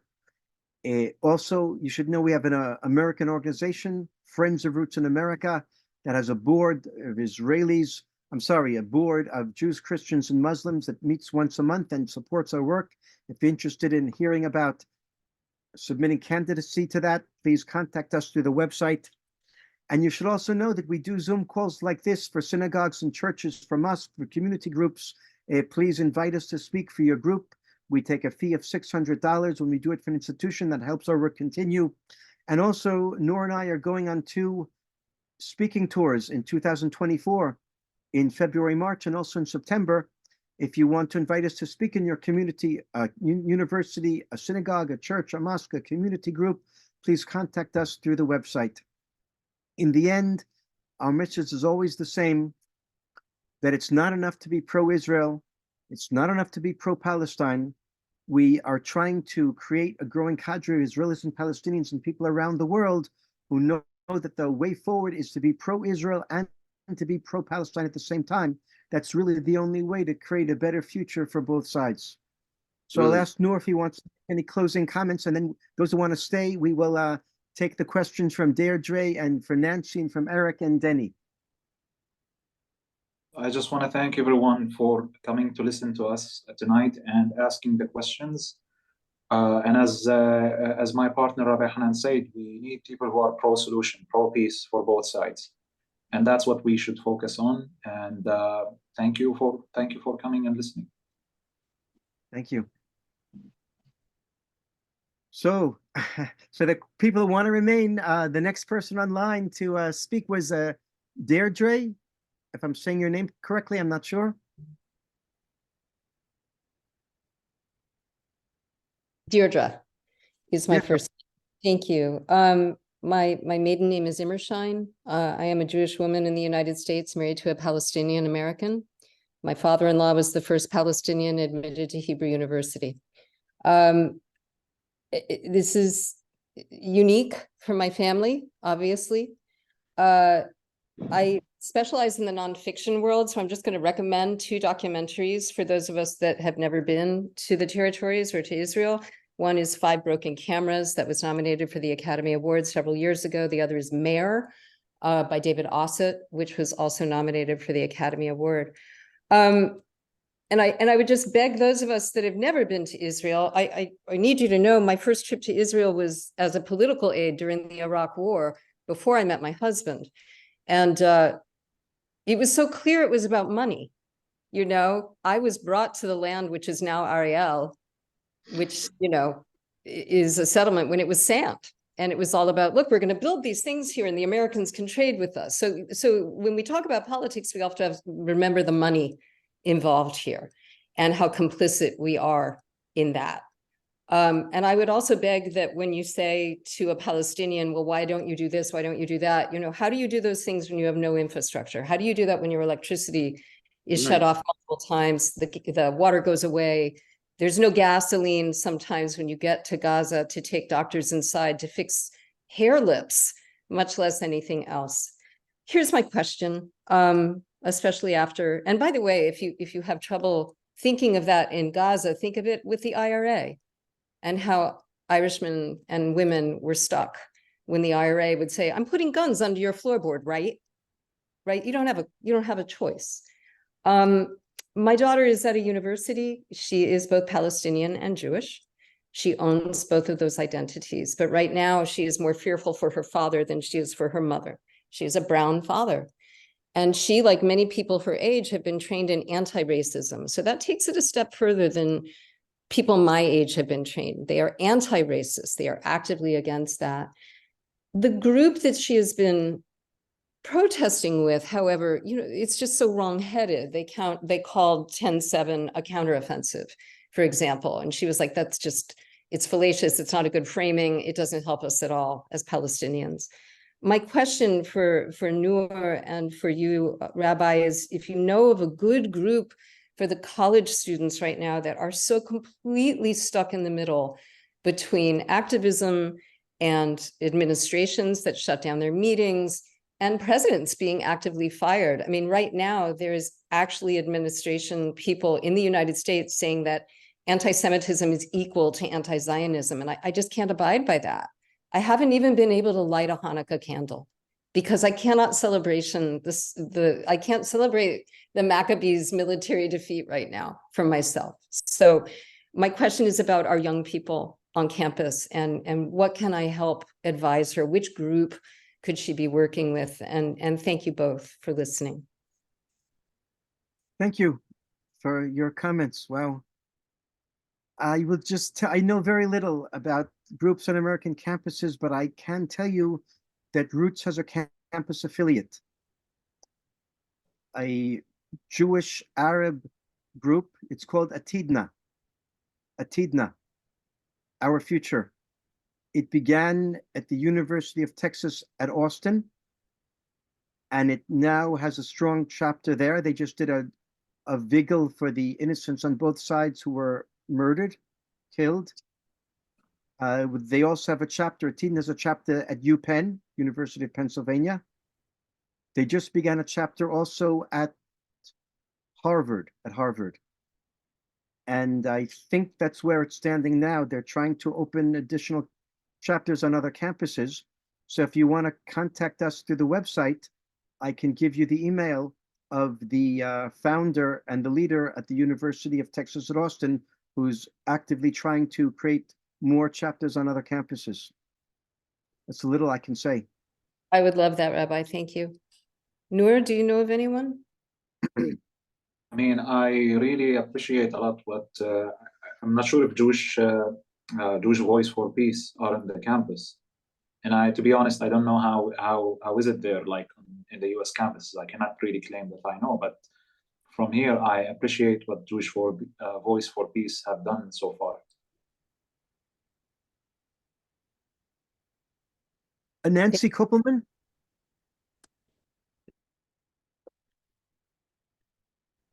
Yes, thank you so much. I was in the Roots tent this past June with a tour group of diversity officers from American Higher Education, and it was a very moving and important experience, both to meet you, Rabbi Hanan, but also just to observe the diversity officers as they were learning that something existed that they had no way of even fantasizing existed.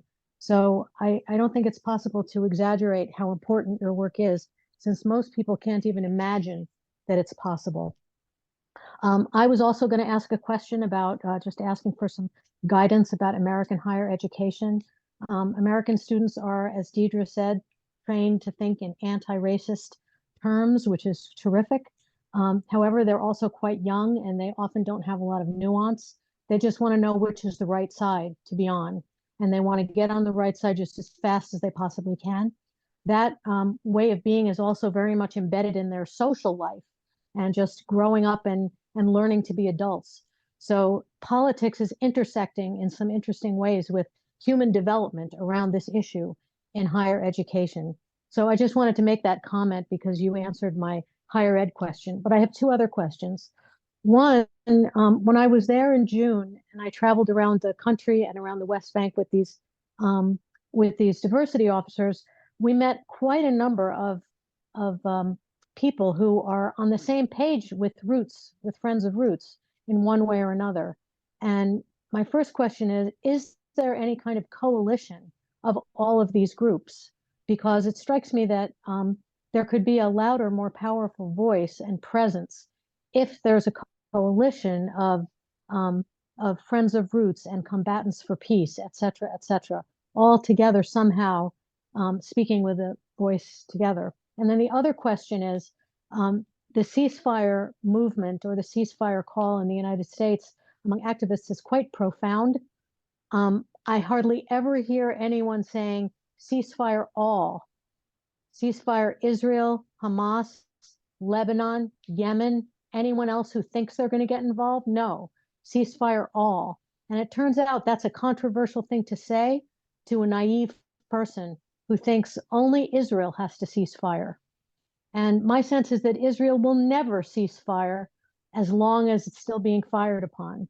If that's wrong, please let me know. But those are my two questions about ceasefire and about a coalition of peace groups in Israel. Thank you so much.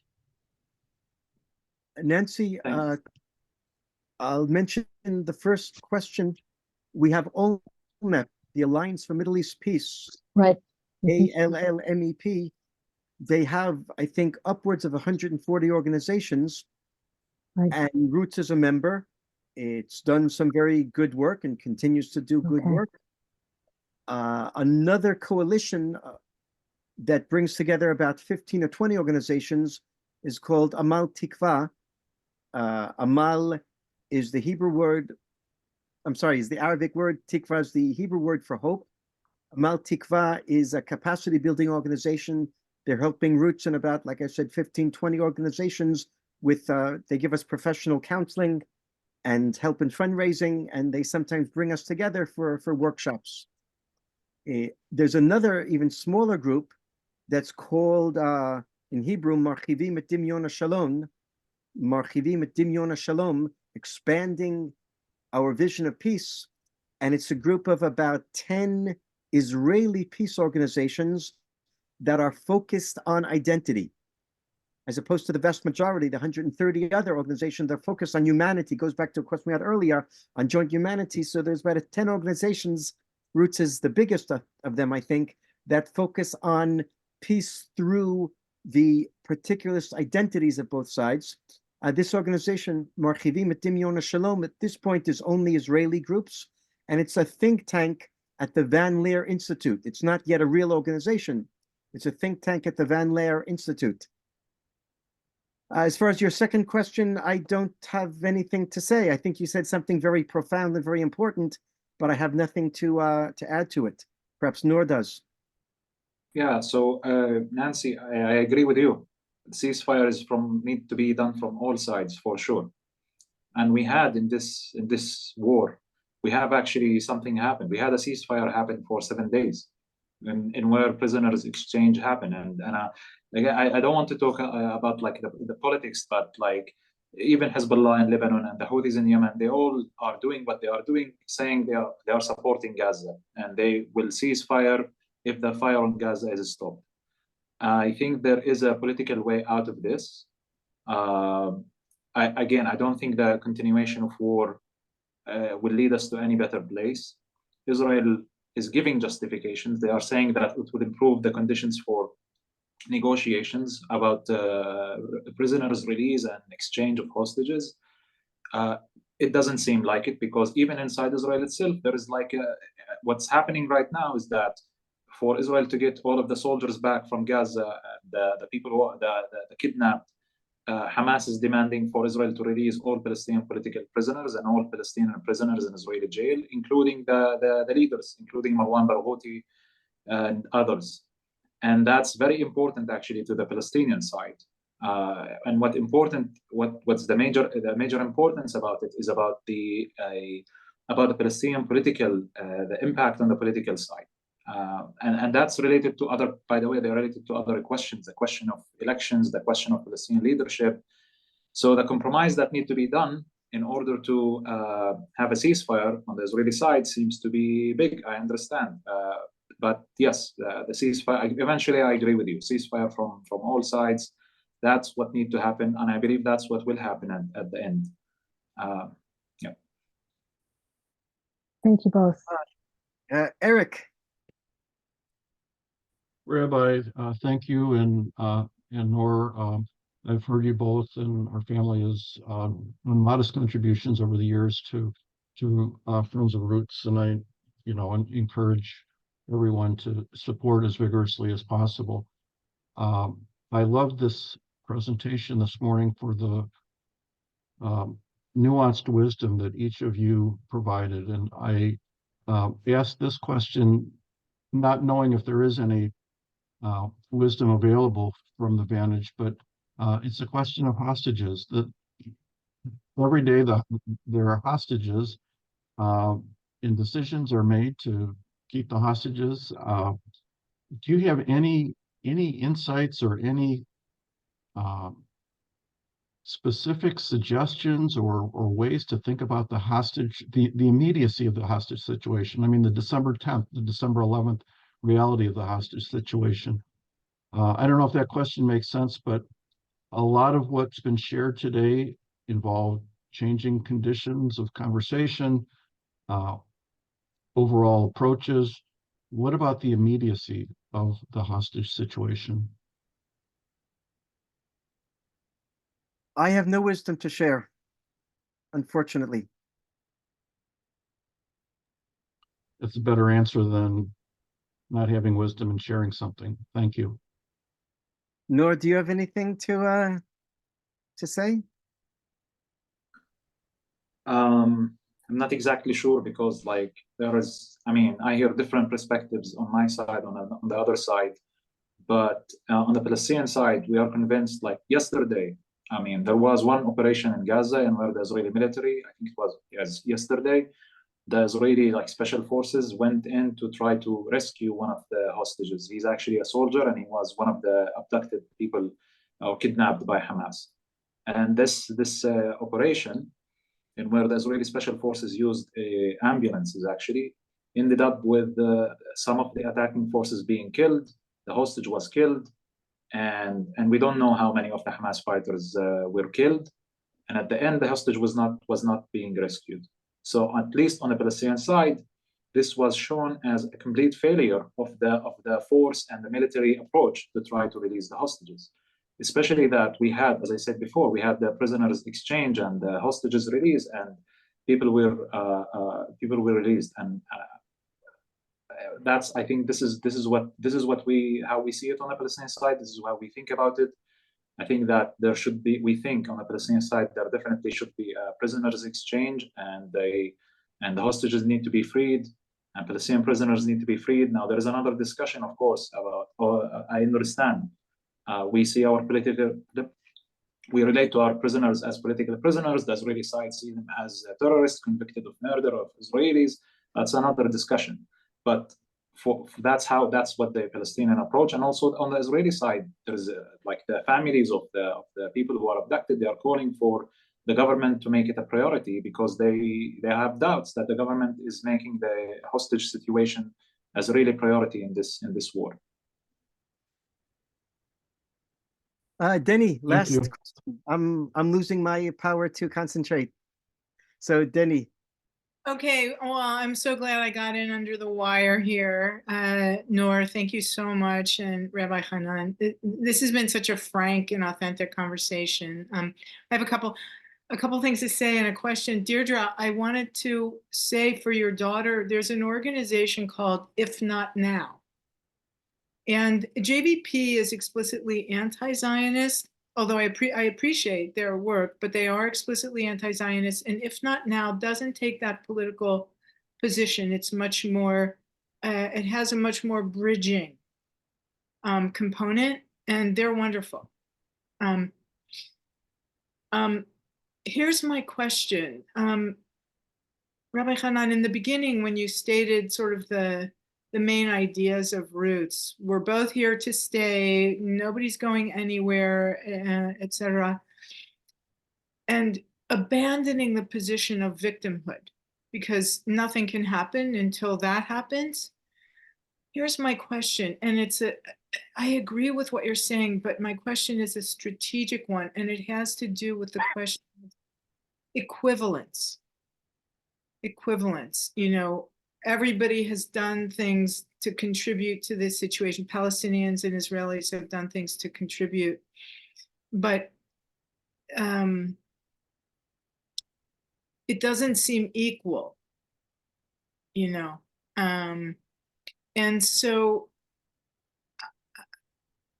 I'm wondering how you, when that question comes up, how you respond in a way that can help somebody remain engaged in the conversation and listening to what the other has to say.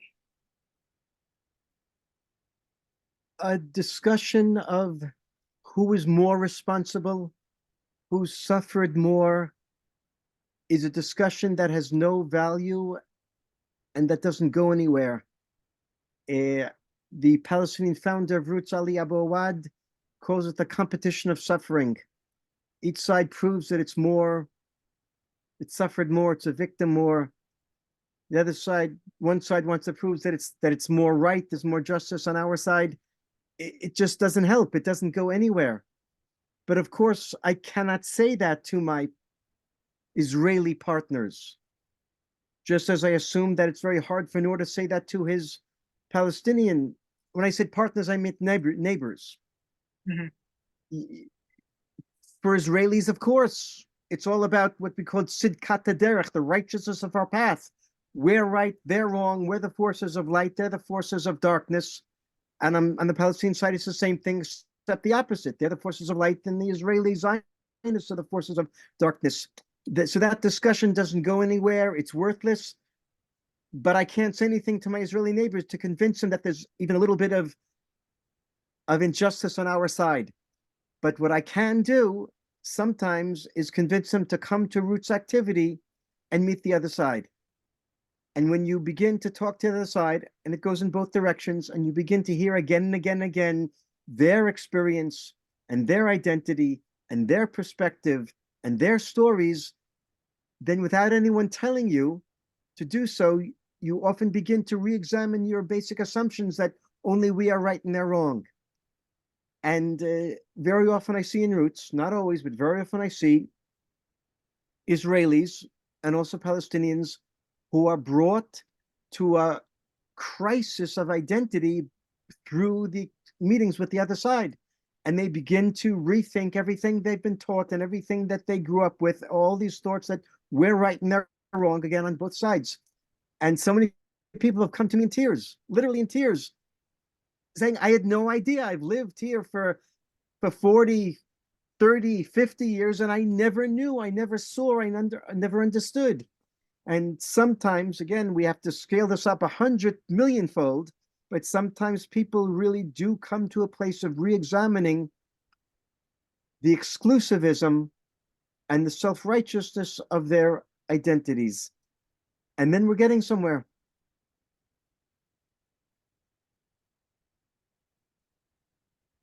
Nora, last words. Nor, I wonder, yes, because Nor, you told us that both of your grandparents on both sides had left their homes. They were expelled or fled from fear from their homes in Jerusalem, and related to what happened at Deir Yassin. And so I wonder, you know, the history of the establishment of the state. I wonder how you would respond to the question of equivalence when it arises and gets in the way of having a conversation that Rabbi Hanan, you just described, you know. I'm not sure. Sometimes I do think that today, right now, because like the Israeli side is the strongest side, they have more responsibility to the situation. Sometimes, to be honest with you, I think this way. But at the same time, I find myself that because I want to leave this victimhood mentality that I'm a victim, I also agree with Rabbi Hanan. It's not about like who has suffered more and who has more responsibility than the other side. And I think that both sides, as you said, we both contributed to this situation and we both have responsibility. And it's not about a competition of suffering. Yeah. Thank you to everyone for staying with us for over 2 hours. Okay, friendsofroots.net. Go to our website. Learn more about us. Thank you everyone for joining us. Thank you very much. Thank you. Thank you, everyone.